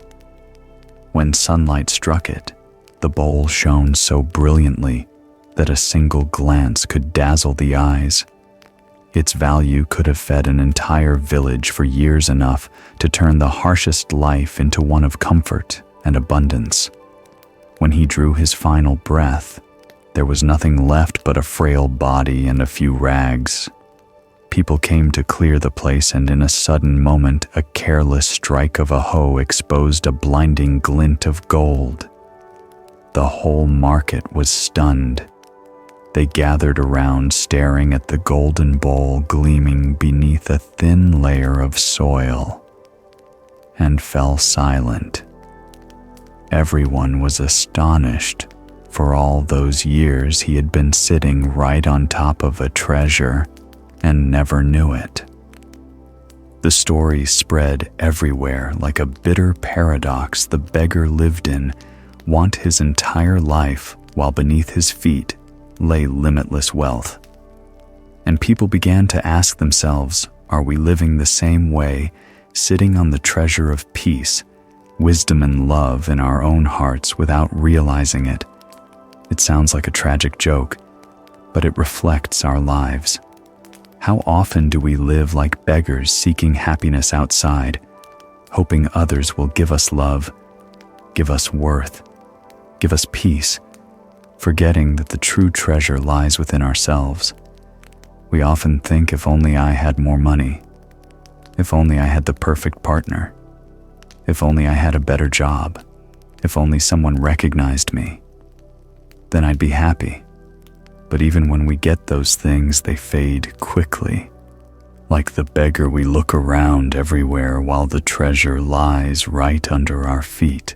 Have you ever stopped to ask, what if everything I've been searching for has been in me all along? The question sounds simple, but it is the key that opens the path of practice. The Buddha taught that each of us already has Buddha nature, an inherent awakened nature, unborn and undying. Because of ignorance, we forget. We search outside like the beggar sitting on a golden bowl. Look at modern life. People chase degrees, status, houses, cars, believing that having them will make them complete. But when they do, why do so many still feel empty? Because like quenching thirst with seawater, the more we drink, the thirstier we become. The more we chase outwardly, the farther we drift from ourselves. Modern psychology offers evidence for this. Researchers studying happiness have found that after basic needs are met, food, clothing, safe shelter, increasing material wealth does not raise long-term happiness. They call this the hedonic treadmill. We obtain what we want, then get used to it, feel lacking again, and keep running. Like the beggar, we keep searching, unaware that the true treasure of peace isn't in what we own, but in our own mind. Do you see the paradox? On one hand, we live like the poor, always feeling lacking and uneasy. On the other, deep inside, we already hold a golden bowl, the capacity to love the wisdom within the pure, unborn, undying nature. As soon as we recognize it and return to it, life changes. Have you ever sat still, listened to your breath, and felt a current of stillness spread through your mind? In that moment, you need nothing more. You are no longer a beggar. You are drinking from your own golden bowl. In Buddhism, this is called taking refuge in yourself. Not running off to find a distant saint, not waiting for a miracle. Each mindful breath, each steady step, each grateful look, that is when you are using your golden bowl. How many times in life have you felt empty, not enough? How many times have you begged someone else to fill that lack? In truth, the moment you turn inward, you find the fullness already there. The Buddha awakened beneath the Bodhi tree, not because a treasure was brought to him, but because he recognized the treasure already in his own mind. You can do the same. There is a saying in the Dharma, when the mind is pure, the Buddha realm is pure. It means that when your mind is at peace, the world around you becomes peaceful. The beggar lived poor, not because he lacked gold, but because he didn't know. Likewise, if we don't know the treasure in our own heart, we will live as beggars. Try looking at life differently. A person can sit on a heap of gold, but if their mind is full of greed, anger, and delusion, they still suffer. Another person may have little, but if they live with gratitude and a clear heart every day, is happiness. The treasure is not in what we have, but in how we see and how we live. You might ask, how do I recognize the golden bowl within me? The answer is simple practice stopping. Stop the frantic search. Stop comparing and demanding. When you grow quiet, when you look deeply, you will see the light that has never left you. Like the moon, that is always there, only hidden by clouds. When the clouds part, the moon shines again. Your mind is the same.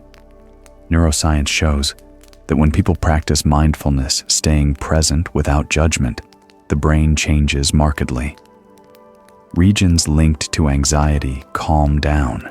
Regions linked to well-being and compassion strengthen. This proves a truth when we turn inward, when we unearth our treasure. The reality of innate peace reveals itself. So do not live like a beggar sitting on a golden bowl.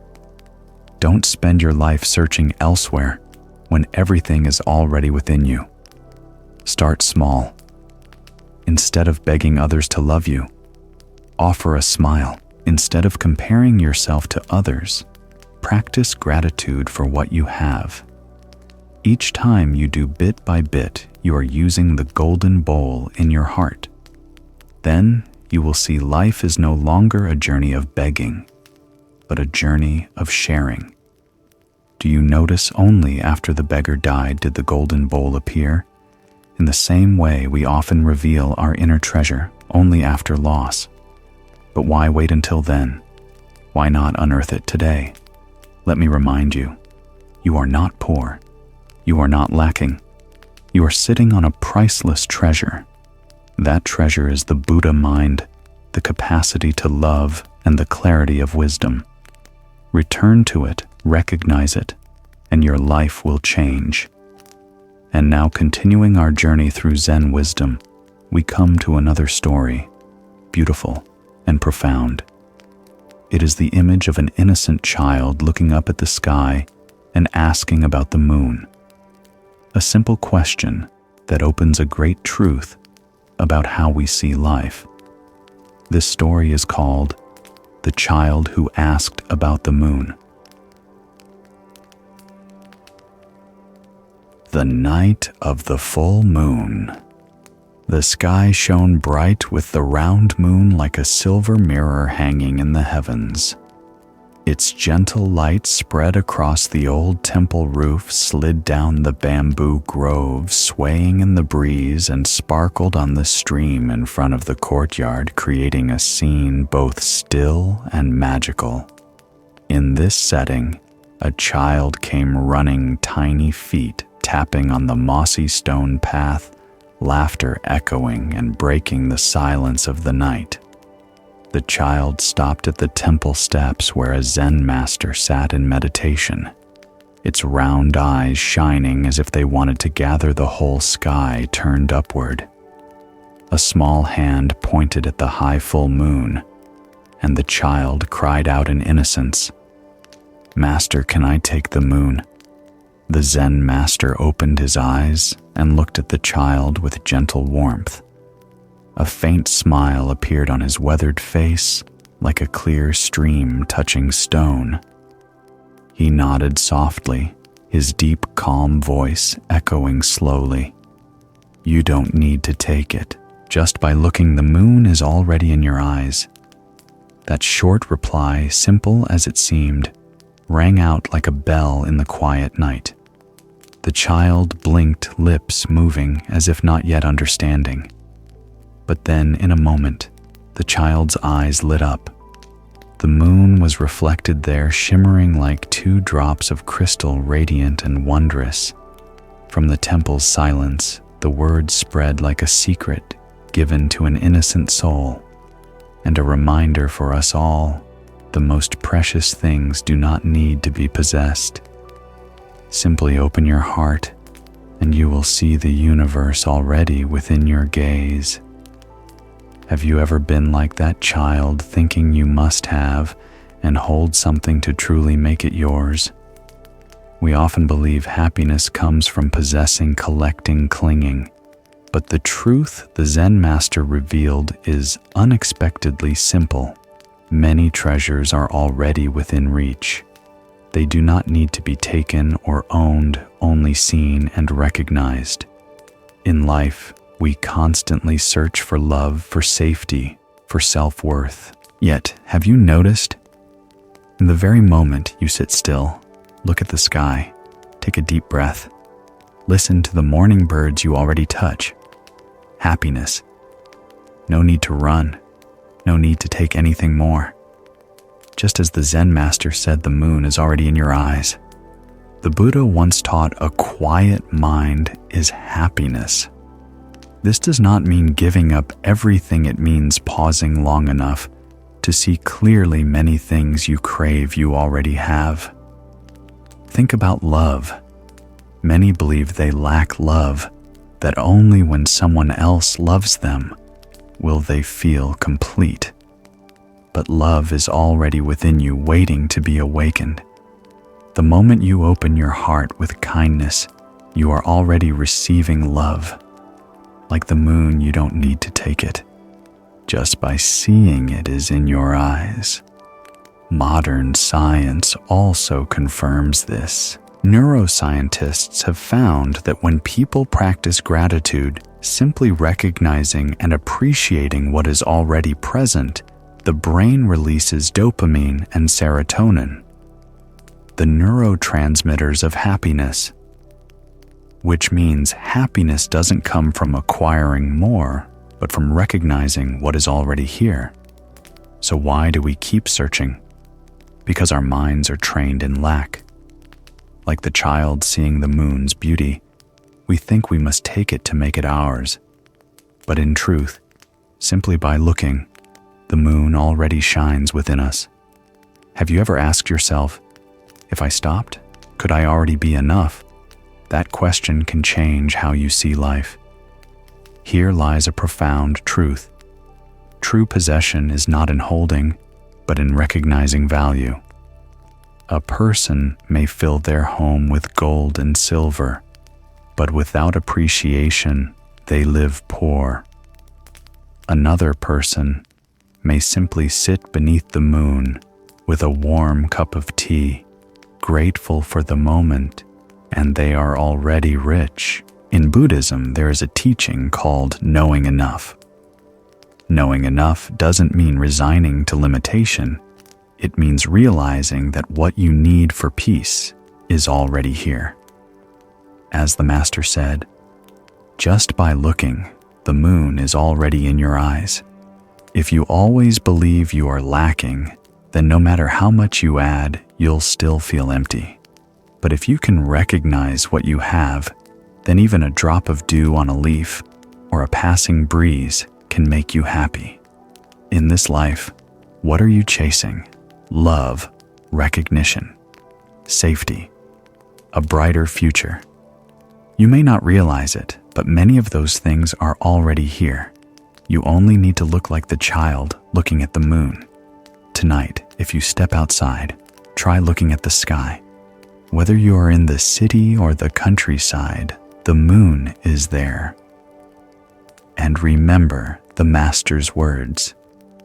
You don't need to take it. Just by looking, the moon is already in your eyes. You see, we often make things complicated.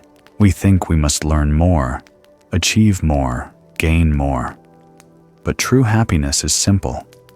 It is not in having more, but in seeing more clearly. In Buddhism, this truth is tied to the teaching of non-attachment. When you stop trying to possess, your mind opens to receive. Only then are you truly rich, because you are living with the treasure already within you, not chasing after it outside. Let me leave you with an image: a person standing before a lake. If they only know how to scoop water endlessly, the lake will one day dry up and they will remain thirsty. But if they stop, sit quietly and gaze at the lake reflecting the moon, then in that moment, they are already fulfilled. Do you see? Sometimes just a single glance holds the whole universe within you. The story of the child and the moon is a reminder. Pause and look. The most precious things, love, peace, wisdom, are not far away. They are already in sight, already in your heart. And now, to continue this journey, we move to another Zen story, simple in appearance, yet carrying a profound truth. It is the story of a hollow bamboo. It may seem useless, but its emptiness holds a great lesson for the path of practice. This story is called The Hollow Bamboo. One quiet afternoon, the temple courtyard was covered in the pale light of the setting sun. In that stillness, a young disciple approached the Zen master, his expression filled with unease. Bowing, he asked in a sincere but troubled voice, "Master, how can I make my mind empty?" The Zen master did not rush to answer. He only gave a gentle smile, his deep eyes seeming to see through the clouds of worry in the disciple's heart. After a moment, the master bent down and picked up a hollow piece of bamboo lying near a tree. Holding it, he lightly tapped the bamboo. The sound rang out, tuck, tuck, clear, resonant, spreading across the silent courtyard. The echo of the bamboo reached into the void as if striking directly into the listener's heart. The disciple looked up, eyes wide in surprise at the mysterious resonance of such a simple sound. The master asked slowly, "Do you hear it clearly?" "Yes, master, I hear it." The master nodded, a kind smile forming on his lips. "It rings because it is empty." Those words fell lightly, yet struck deeply into the disciple's heart. He stood silently, letting each echo sink into him. Suddenly he realized that emptiness is not nothingness, but openness, space for the echoes of life and truth to resound. That afternoon, as the last rays of sunlight faded over the temple roof, the sound of the bamboo continued to echo in his heart like a teaching beyond words. The answer seemed simple, yet it held a profound truth. Only an empty mind can resonate with the Dharma. Just like hollow bamboo, which can carry sound only when it is not solid, so too, the mind must release greed, anger, and attachment for the light of wisdom to truly resound within and spread to others. In life, we often confuse fullness with richness. We stuff our minds with knowledge, memories, plans, and calculations, thinking the more we carry, the stronger we are. But in truth, the more crammed we are, the heavier we feel. Isn't it true that a jar full of stones has no room for clear water? A mind full of prejudice, anger, and craving has no room for peace. Have you ever wondered why? Despite hearing the Dharma, reading books, and studying teachings, your mind still feels unsettled. It is because you are like bamboo that is not hollow. It has form and appearance, but inside, it is packed solid with ego. The Buddha once taught, letting go is the path. Letting go is not about losing, but about making the mind spacious so the Dharma can resound. Imagine when you are angry at someone, your mind is filled with images and words of opposition. It is packed solid with anger, so even if you hear a gentle word of advice, you cannot receive it. But when you pause, breathe deeply, and create space inside, suddenly that advice becomes clear. That is the empty mind. Modern science confirms this as well. Neuroscience research shows that when people practice mindfulness meditation, brain activity changes. Regions connected to stress become less active, while those linked to creativity, understanding, and compassion are activated. In other words, when you empty your mind of repetitive worries, your brain becomes open to truth and to the new. Do you see what the Buddha taught over 2,500 years ago is now affirmed by science? An empty mind is the condition for wisdom to arise. Many people fear emptiness. They think that without something to cling to, life will feel meaningless. But in reality, emptiness is the space in which everything can appear. Like bamboo, if it were solid, it could not ring, could not become a flute, could not carry water. Precisely because it is hollow, bamboo is useful. Our minds are the same. When empty, they become a clear mirror reflecting things as they truly are without distortion. When filled with greed, anger, and delusion, they only reflect a twisted image. Have you ever sat by the ocean, letting your mind go blank without thinking? In that moment, you feel at peace. When the mind is empty, the waves settle. In Buddhism, this is the spirit of non-self. When the ego no longer fills the space, the mind becomes empty. And in that emptiness, compassion, wisdom, and calm naturally reveal themselves. Some may ask, how can I become empty? The answer lies in your breath. Each time you exhale, you release a burden from your heart, and a space opens. Practiced little by little, day by day, you will find that in emptiness lies true freedom. Picture a bronze bell. If it were solid inside, it would make no sound. But because it is empty, its tone spreads throughout the temple and into the hearts of people. You are the same. When your mind is empty, the voice of compassion and wisdom within you can resound far and touch others. Here lies a paradox. The more you try to keep your mind full, the more exhausted you feel. But the more you let go, the lighter you become. Emptiness is not the absence of meaning. It is space for truth, peace, and the Dharma. The story of the hollow bamboo is not just a metaphor, it is practical guidance.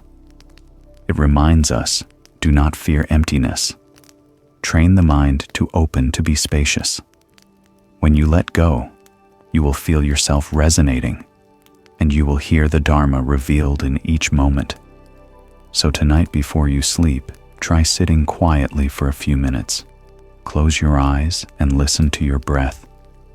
With each inhale, feel life flowing in. With each exhale, release a burden.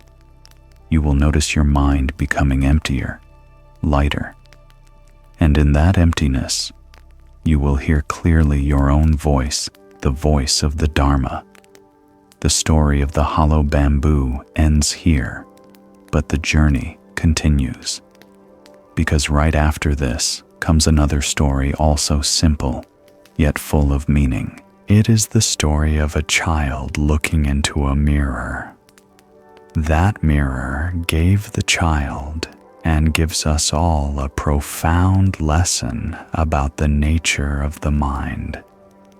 The story is called The Child and the Mirror. Early in the morning, as the sun rose behind the mountains, the first rays of light slipped through the window, casting golden streaks across the temple wall. The room was silent, filled only with the gentle scent of incense. In that peaceful atmosphere, a child walked in, eyes wide with curiosity. On the wooden table before the Zen master sat a polished bronze mirror. Its surface reflected each ray of morning light so clearly it seemed to hold the entire sky within it. The child stood there for a long time, gazing into the mirror. He looked at his own innocent face, then suddenly lifted his head and asked with a pure voice, "Master, the mirror shows my face, but can it show my mind?" The Zen master looked at the child. A gentle smile curved his lips, and his quiet eyes carried the weight of wisdom. It was as if he had been waiting for this innocent question for a long time. Slowly he replied, his warm voice flowing like a stream over stone. "If you clean the mirror, it will clearly reflect your face. In the same way, if you clean the dust from your mind, the whole world will appear like a mirror." The child froze. In his innocent eyes, the light of the morning sun and the light of the teaching merged into one. The answer sounded simple, yet touched a deep truth. The world does not appear only through the eyes, but through the clarity of the mind itself. And when the mind is cleansed free from the stains of greed, anger, and delusion, all things already pure shine brightly, reflecting like that bronze mirror in the morning. How many times have you looked in a mirror and seen your own image? But how many times have you asked, "The mirror reflects my face, but what reflects my soul?" The Zen master gave us a direction. Our mind is like a mirror. When it is covered with dust, its reflections are blurred. When it is cleaned, everything is reflected clearly. The problem is not the mirror, but the dust. The problem is not the world, but our own mind. In life, we often see others through the dust of ourselves, the dust of prejudice, of anger, of greed, of envy. When the mind is covered in that dust, the world becomes distorted. A kind person may appear cruel, a small matter may become large, a single mistake may feel like a heavy sentence. But when we clean the dust from our hearts, even those who once hurt us may appear as lessons, opportunities for growth. The Buddha once taught, "When the mind is pure, the world is pure." This is not a distant promise, but a truth we can see right now. When you carry a peaceful mind, everything around you feels easier. When you carry an angry mind, even a clear blue sky feels heavy. Have you ever wondered why facing the same event one person sees opportunity while another sees only misfortune? It all depends on how the mind reflects. Modern psychology confirms this too.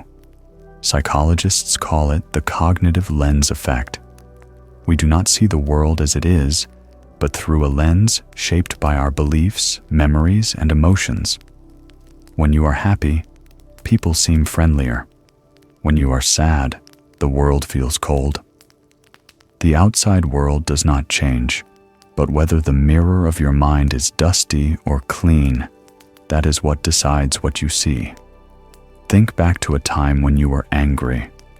In that anger, no matter what others said, you could not hear it. Kind words sounded harsh. A smile looked like mockery. That was when the mirror of your mind was covered in dust.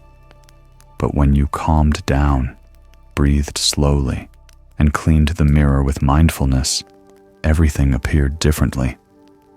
The other person had not changed, but you could see with more compassion. Do you see? What you see is not entirely the other person, it is your mind reflecting. In Buddhism, this is called mind-only manifestation. All phenomena arise from the mind. When the mind is bright, the world is bright. When the mind is dark, the world is dark. The mirror of the mind is the foundation for all we experience. Some people say, "I want to change the world." But in truth, the first thing to change is the mind. For when your mind is clear, the world is naturally reflected clearly. Do you remember as a child looking into a mirror and trying to wipe off a smudge thinking it was on your face? Only when someone pointed it out did you realize you had to clean the mirror. Life is the same. We often think the problem lies in others in the outside world. But in reality, we only need to clean the mirror of our mind, and everything changes. The Buddha showed us how to clean the mirror through practicing morality, concentration, and wisdom. Morality steadies the mind, concentration keeps it still, and wisdom lets us see clearly. When these three work together, the mirror of the mind shines. Science also confirms that meditation increases awareness and emotional regulation. Studies show that after only a few weeks of mindfulness practice, the brain changes. People become calmer and clearer. Isn't that exactly cleaning the mirror? Think of an early morning. When mist covers a lake, you cannot see below the surface. But when the sun rises and the mist lifts, the water reflects clouds and mountains clearly. Our mind is the same. When we wipe away the haze, the truth appears. Try once today, pause, breathe, and look deeply into your own mind. Ask yourself, what dust is clouding my mirror? The dust of worry, of anger, of desire. If it is there, wipe it away with mindful breathing, with compassion, with letting go. Then you will see the world suddenly appear brighter and gentler.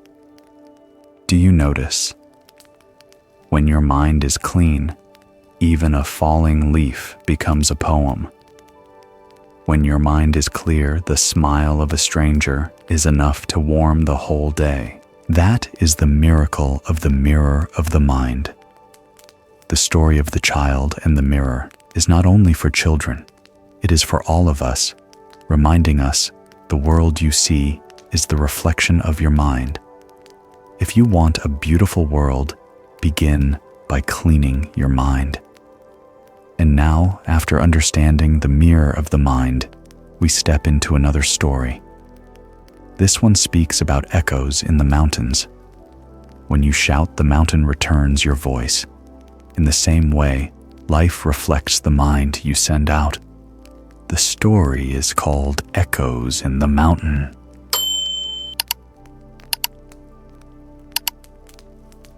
Long ago, there was a young man filled with anger. One day, overwhelmed by rage, he went to a mountain. Standing in the vast open space, he shouted, "I hate you." His voice echoed and immediately came back, "I hate you." Startled, he thought someone inside the mountain was cursing him. Terrified, he ran back and went to a Zen master for an explanation. The master listened and simply smiled. He said, "Next time, go back to that mountain.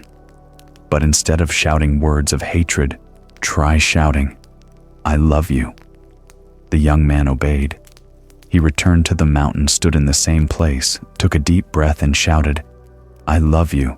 And from deep within the mountain, the echo returned, "I love you." This time he was astonished.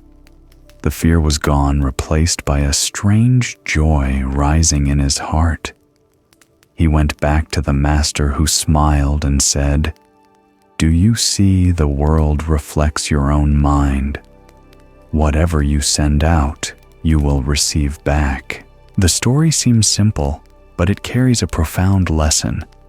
Life is like that mountain. Whatever you send out your words, your thoughts, your actions will come back to you. If you sow anger, you will receive tension. If you sow love, you will receive peace. Look at daily life. Someone who is always frowning, quick to anger, do you feel like being near them? Even without speaking, their energy makes people want to stay away. On the other hand, someone who smiles and speaks kindly, when you are tired, just being around them lightens your heart. That is the echo of life. In Buddhism, this connects to the law of cause and effect. Whatever seed you plant, that is the fruit you will harvest. Plant rice, and you cannot expect oranges. Speak harsh words, and you cannot expect love in return. The mountain in the story is only a symbol, but it shows this truth: the world reflects whatever we carry inside. Have you ever asked yourself, why is my life so full of difficulties? Why do people not treat me well? The answer is often not outside, it is within. When your mind carries negativity, you see negativity everywhere. When your mind is full of resentment, everyone appears as an enemy. But when your mind opens with love, even strangers seem like friends. Modern science proves this too. Psychologists call it the emotional contagion effect. When you show an emotion, others easily catch it and reflect it back. When you smile, they are more likely to smile. When you frown, they become tense. Studies show that genuine smiles activate mirror neurons in the brain, making others feel at ease, as if they were smiling too. Truly, life is a mirror. What you give is what you receive. Once the Zen master asked a student, "Have you ever tried smiling at a stranger on the street?" The student replied, "Yes, and I saw them smile back." That is the clearest proof. Your smile, however small, spreads, and life returns to you exactly what you give. But the opposite is also true. If you carry hatred in your heart and shout to life, "I hate you," then life will echo back, "I hate you." Not because life hates you, but because life reflects your mind. Do you see that many of our sufferings do not come from outside, but from what we sow ourselves? The Buddha taught, mind is the forerunner of all things. Mind is chief, mind creates.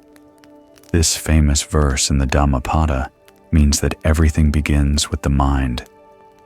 If you plant seeds of peace, you will harvest peace. If you plant seeds of suffering, suffering will return. In a small village, there was a man with a bad temper. Every day he shouted at his wife and children. Neighbors passing by his house always felt heavy. He constantly complained that life was unfair and that everyone was against him. But did he ever ask himself, perhaps he was the one planting those seeds? If he smiled, if he spoke kindly, would life not echo back differently? Remember, the mountain does not choose what to echo. It only returns exactly what you send. Life is the same, perfectly fair. I want you to try something small. Tomorrow, choose a family member. Instead of criticizing, say a word of praise. Instead of frowning, smile. You will see a completely different reaction. That is not magic. It is simply the natural echo of life. You may ask, what if I have already planted too much negativity in the past? The answer is the old seeds are already planted, but you can still plant new ones. Just like a field. Even if weeds grow, you can plow and plant rice. The question is, what will you plant today? Neuroscience also gives us hope. It is called neuroplasticity, the brain's ability to change through new habits. If you are used to negative thinking, the brain repeats that pathway. But if you practice positive thinking, gratitude, and compassion, the brain slowly builds new connections, creating new reflections. That is how you reset the echoes in life. So the story of the young man shouting at the mountain is not just a fable. It is a reminder. Be careful with what you send out, for it will return echoing back without fail. Today, what are you shouting into the mountain of life? Is it I hate you or I love you? Whatever you choose, that is what you will hear. The story of the echo in the mountain ends here, but the journey of reflection does not. For right after this comes another story, simple yet powerful. It is about a small candle in the vast darkness. It shows us that even the tiniest light can drive away the dark. The next story is called The Candle in the Darkness. One evening, a gentle breeze swept across the veranda of the temple, carrying with it the hum of insects in the night. In the stillness of a quiet room, a man came to the Zen master, his eyes heavy with sorrow. His voice trembled, weighted with despair. Master, the darkness around me is too thick. No matter how hard I try, I cannot escape it. What must I do to drive it away? The Zen master remained silent. He did not answer right away. Instead, he quietly walked to a wooden table where a small candle had been placed. With eyes full of kindness, he picked up the candle and gently lit it. The flame flickered to life, filling the room with a soft golden glow. The darkness that had seemed so overwhelming moments ago instantly dissolved, retreating into the farthest corners without a sound. The master turned back the candlelight, reflecting on his face, giving him a serene, radiant presence. Smiling, he spoke in a warm, steady voice, each word clear. Do you see? There is no need to fight the darkness. Just light a candle, and the darkness disappears on its own. The man stood still, his eyes wide as though he had just uncovered a profound secret. In that moment, he understood darkness was not an enemy to be battled, but simply the absence of light. Instead of exhausting himself trying to chase it away, all he needed was to learn how to bring light through mindfulness, through compassion, through faith. That small candle became a symbol in his heart, that even a single flame is enough to drive away an ocean of darkness. The image is simple, yet it carries one of the deepest truths of Buddhism. Darkness is a symbol of ignorance, afflictions, and suffering. Light is mindfulness, wisdom, and awakening. We often tire ourselves out trying to fight suffering, wrestling with anger, anxiety, and fear. But the harder we fight, the more exhausted we become. The Zen master pointed us to another way. No need to struggle, just bring in the light. When you light your mind with mindfulness, darkness naturally fades like a candle dispelling the night. Have you ever noticed that the more you resist anxiety, the stronger it grows? The more you try to suppress fear, the more it flares up. That is because resistance itself feeds their power. The Buddha taught, shine the light of awareness directly on your afflictions. When you bring mindfulness to the mind, darkness no longer controls you. In modern life, stress easily engulfs us. Anxiety, like darkness, spreads into every corner of the mind. Many people try to escape, burying themselves in work, turning to alcohol, or distracting themselves with entertainment. But the more they run, the heavier the darkness becomes. The answer, however, is simple: light a candle. Light it with a conscious breath, with a minute of stillness, with the awareness. This is sadness. This is fear. When that light appears, darkness dissolves. Neuroscience also confirms this. Researchers call it the observing effect. When we acknowledge an emotion instead of denying it activity in the amygdala, the brain's fear center decreases. Meanwhile, the prefrontal cortex, the part responsible for calm and reason, becomes more active. In other words, simply recognizing your emotion brings the light of awareness, and the darkness of anxiety weakens. Do you see, a small candle can light up an entire room? In the same way, a single moment of mindfulness can transform your whole being. Many believe that to end suffering, they must change the entire world. But in truth, they only need to light their own mind. When the mind is bright, the world is bright. In Buddhism, this is called mindfulness. Mindfulness is not about forcing yourself to be perfect. It is the light of awareness. When you are sad, know you are sad.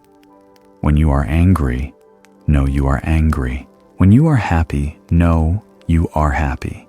That awareness itself is the candle. Think back to a time you were angry. If you tried to suppress it by saying, "I'm not angry, I'm not angry," the anger grew stronger. But if you took a deep breath and admitted, "This is anger," it softened. You did not fight it. You simply lit a light to see it, and once seen, it dissolved.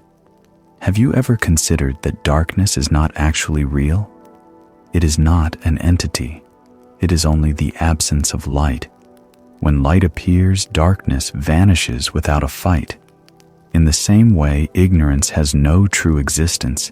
It survives only when wisdom is absent. When wisdom shines, ignorance disappears. The Buddha attained enlightenment under the Bodhi tree, not by fighting darkness, but by lighting the lamp of wisdom.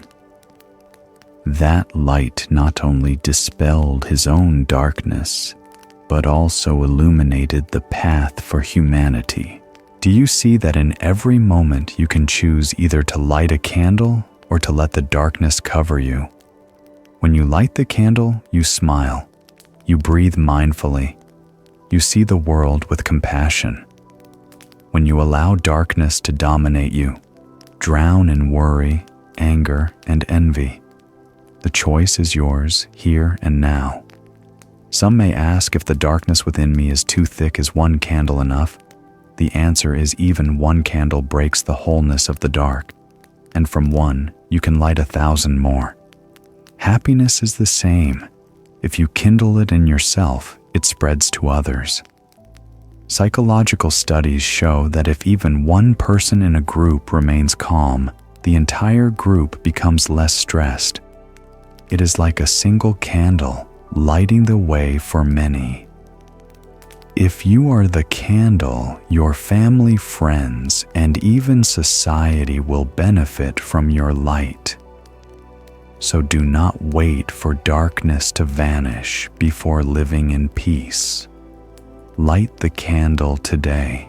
Light it with gratitude, with a smile, with your presence in each breath.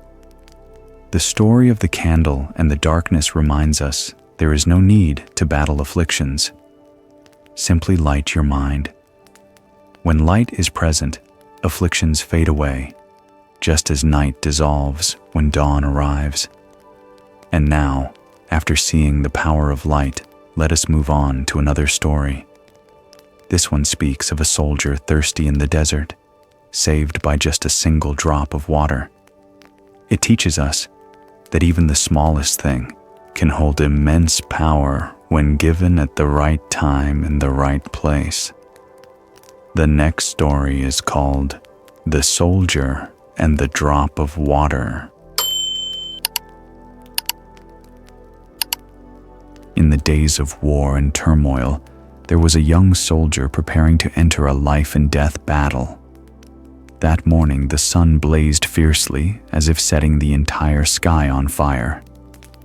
Dust filled the air. The soldier had been marching for days. His throat was parched, his lips cracked. He felt he no longer had the strength to take another step. In desperation, he came to a small roadside temple. In the courtyard, a monk was sweeping leaves. The soldier bowed his head and pleaded, "Master, I am so thirsty. Please give me some water so I may have the strength to return to battle." The monk quietly smiled. He did not hand the soldier a full bowl, nor did he bring out a jug of water. Instead, he let a single drop of water fall into the soldier's palm. The soldier was stunned. "Master, how can one drop of water save me from this burning thirst?" The monk replied calmly, "It is true, this drop cannot quench your thirst. But do you know, the vast ocean itself is made of countless drops like this one. Without each drop, the ocean would never exist." The soldier was speechless. He looked at the tiny drop in his hand, then drank it. In that instant, a strange feeling filled his heart. He no longer felt despair. He no longer thought about the thirst tormenting him. Instead, he awakened if the ocean is formed from single drops, then his own great strength could also be nourished step by step from small beginnings. He stood tall, his chest full of breath, his eyes shining. The soldier went back to the battlefield with renewed confidence, not because his thirst was gone, but because he had realized that all it takes is a beginning, a single drop to awaken strength. That story carries a deep lesson. Everything great begins with something small. A single drop of water reminds us of the ocean. A single step begins the journey of 1,000 miles. A single good thought can change an entire life. In life, there are times you may feel too small, too weak before the vast sea of suffering and overwhelming challenges. You may think, "What meaning could my small effort have?" Can one small action change anything? But remember, the great is nothing more than the accumulation of the small. Science affirms this too. Physicists say, the vast ocean is nothing but trillions upon trillions of tiny water molecules. In biology, human life is sustained by the smallest changes each cell, each nerve impulse, each heartbeat, each breath. In Buddhism, the Buddha taught, no drop falls in vain. Each drop contributes to the river. Therefore, never underestimate one step, one thought, one small action. Each is a seed nurturing great transformation. You can see this clearly in daily life. A kind word, small as a drop of water, can soften the hardened heart of another. A sincere hug, a compassionate glance can lift someone from the depths of despair. Just as in the soldier's story, one drop cannot end thirst, but it can revive faith and give strength for the battle ahead. Ask yourself, what great thing are you longing for that makes you feel powerless? Do you want instant career success? Do you want suffering to disappear at once? Do you want fear to vanish in a moment? If you demand results too large, you will feel small and hopeless. But if you return to a single small step, you will breathe easier. 10 minutes of stillness is a drop of water. One mindful breath is a drop of water. One kind thought is a drop of water. And drop by drop, day by day, these will become an ocean of peace within you. In psychology, this is called the ripple effect. One small change creates a wave that gradually impacts the whole system. A small habit repeated becomes a force that can transform your life. For example, if you spend just 5 minutes each day on mindful breathing in 1 year, you will have accumulated over 30 hours of mindfulness. That is no longer small. It is powerful enough to transform how you live, how you see, how you face suffering. The soldier in the story understood this. The drop of water the monk gave him did not end his thirst, but it saved his spirit. Physical thirst passes, but the faith awakened becomes strength for the battle. In the same way, when you feel small, remember great strength begins when you allow yourself to take the first step. In Buddhism, this is the spirit of accumulating merit drop by drop. A drop of compassion, a drop of forgiveness, a drop of gratitude together. They create the great ocean of liberation. Never underestimate a single seed of goodness. When planted, it will sprout, blossom, and bear fruit. Do you realize that in life, we often wait until we have the whole ocean before we begin? We wait until we are rich enough to give, until our suffering ends to practice, until we are free enough to meditate. But in truth, all we need is to begin with one drop. That drop is the beginning of the ocean. Think back. When was the last time you underestimated yourself? Have you ever thought you were not good enough, not strong enough, not capable enough to change anything? If so, remember, the teaching of this story, a single drop of water, contains the whole ocean, and so do you. Within you lies infinite potential. Science explains that even one drop of water reflects the universe, for in it, you can see the sun, the sky, and the clouds. Buddhism also says, in a single speck of dust lies the whole cosmos. Therefore, never look down on what is small. Never look down on yourself. The soldier found strength in a single drop of water. And you, where will you find yours? Perhaps in one mindful breath, right now. Inhaling, exhaling, simply recognizing that you are alive, present. That alone is a drop of water that nourishes. So the lesson of the story is this: do not wait for the ocean to drink, cherish each drop. Do not wait for immense power to begin, nurture each small step. One drop is enough to awaken faith. One small step is enough to open the great path. And once you understand this, you will feel lighter. You will no longer rush, no longer fear the vast ocean, because you know that drop by drop you are building limitless strength within yourself each day. We have just walked together through the soldier's lesson with the drop of water. Now let us continue the journey to another story, the empty cup. It will show you that to receive the refreshing water of wisdom, sometimes what is needed is not adding more, but letting go. One day, a very learned student came to the gates of a Zen temple. He was famous for his erudition, having read countless books, debated with many wise scholars, and carried within him the pride of believing he understood everything. He entered the temple, bowed to the old monk, and said, "Master, I have read many scriptures, studied both Eastern and Western philosophy, and contemplated the thoughts of sages and saints. I hope you will teach me Zen, so that I may perfect my path of wisdom." The monk looked at him, but said nothing. Instead of immediately giving a lecture, the master quietly poured tea. From the steaming pot, tea flowed into the student's cup. The tea rose higher and higher, then reached the brim. Strangely, the master kept pouring. Tea spilled over, running down the table, soaking the student's robe. The student cried out, "Master, the cup is full. Why are you still pouring?" The monk calmly replied, "When a cup is full, adding more only causes overflow. Your mind is the same. You have filled it with knowledge and what you call understanding. If you do not empty it, how can the way enter?"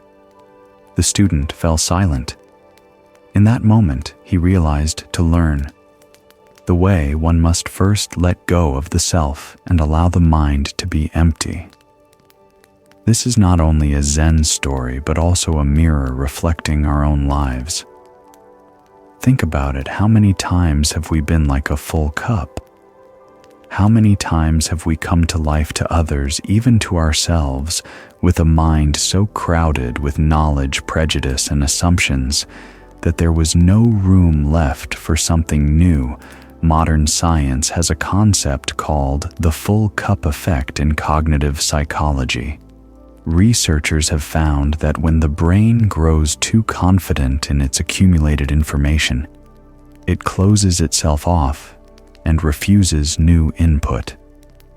This is called the illusion of knowledge. In other words, the more you think you know, the less able you are to learn. Buddhism saw this truth thousands of years ago. The Buddha taught, "In what you know, see what you do not yet know. In what you have attained, see what you have not yet attained." It is humility and emptiness that open the door to wisdom. Have you ever experienced this? When someone gives you advice, you instantly respond, "I already know." Or when hearing a story, you interrupt, "I've read that before." In that moment, you are like a full cup. A full cup cannot hold more, and a full mind cannot hold the Dharma. The student in the story is a reflection for us. He was not lacking knowledge, but that very knowledge crowded him. Knowledge is important, but if it becomes a burden of ego, it blocks you from the living truth. In Buddhist teaching, there is a beautiful concept called beginner's mind. It is the mind of one who starts fresh, like a blank page, like an empty cup, always ready to receive. Beginner's mind makes us humble, always finding something new in each moment, always open to reality. Imagine two people walking into a garden. One enters with a mind full of preconceptions. He sees a rose and immediately thinks, "I know this flower. It has thorns." He sees a chrysanthemum and thinks, "This is common, nothing special." He passes through the garden without truly seeing anything. But another person entering with an empty mind pauses to appreciate the colors, the fragrance, the freshness of each blossom. That person sees the beauty the other missed. Do you see the difference? One is full, one is empty. The full one has no space. the empty one receives the entire universe. Neuroscience has discovered something similar. When the brain enters an open state, free of judgment, its centers for learning and creativity become highly active. But when it enters a closed state, dominated by the ego, that says, "I already know," the capacity to learn and create drops sharply. This is evidence of the Buddha's teaching, only the empty mind can echo the Dharma. In life, there are times when what we need is not to add more, but to pour out. At times, letting go of accumulated knowledge, letting go of prejudice, letting go of pride, is what allows true wisdom to arise.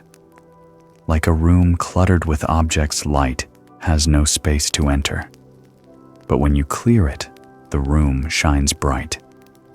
The story of the empty cup reminds us on the path of the way. What is most needed is not adding, but letting go. You cannot learn meditation by merely collecting more theory. You must live it. Let go of the ego, return to emptiness, and only then can you see the truth. Have you ever experienced a moment of empty mind? Perhaps while watching the sunset, when for a few seconds you thought of nothing. Or while sitting quietly, listening to the rain, your heart light free from analysis. That is the moment of an empty cup. In that very moment, you are living in the way, even if you do not name it. In the scriptures, the Buddha once held up a flower. The assembly was silent, but Mahakashyapa smiled. That smile was the empty cup, not filled with theories, not needing words, but directly receiving truth. That was the transmission of mind to mind beyond language. If today your mind feels too full of worries, fears, knowledge, arguments, try the opposite. Let go. Give your mind some space. Like placing a cup under a stream, only when it is empty can it be filled. Thus, the final lesson of this story is keep your mind empty like a cup so it can receive. Do not fear emptiness. Emptiness is not nothingness. It is the space in which all things can appear. Like the sky empty yet holding clouds, the moon and the stars. Like the empty mind still and silent, yet holding wisdom, compassion, and peace. The story of the empty cup teaches us that to receive the way, we must first empty the self. For a self that is full cannot hold truth. But when empty, you will see the light of the way revealed everywhere. We have walked together through a long journey with many Zen stories. All of them point to one simple but profound truth. Reality is not far away, it is within your own mind. Impermanence is beauty. Stillness is the foundation, letting go is the path, and emptiness is the key that opens wisdom. The Buddha once taught, "In the empty mind, the Dharma is present." This emptiness is not a void, but openness, clarity, readiness to receive. When you let go of the burden of "I already know," when you light a candle of mindfulness within the darkness of afflictions, naturally disappears. And then you will see the entire world reflecting yourself, your words, your actions, even each breath as a practice. Remember, a single speck of dust can reveal the whole sky. A single drop of water can form the ocean. So you need not search far away. Begin with small steps. One deep breath, one gentle release, one sincere smile. That is meditation. That is the way. I am truly grateful that you have accompanied me on this journey. The moments you have spent listening are not wasted, for in each story, perhaps you have glimpsed yourself. And if even a single small seed in these words has touched your heart, that seed can grow, nurturing peace and wisdom in your daily life. Before we close, thank you for listening, for patiently staying with me. If you feel these stories bring value, please subscribe to Buddhism Seeds so we may continue many more journeys together. Don't forget to share this video with those you think may need peace, and leave a comment below. Tell me what you have discovered in your own life through these stories. And now, as you close your eyes, may your sleep be truly peaceful. Let your mind be empty, like a cup, clear, like a dewdrop, and still like a moonlit lake. Sleep well, and I will see you again in the next Zen story.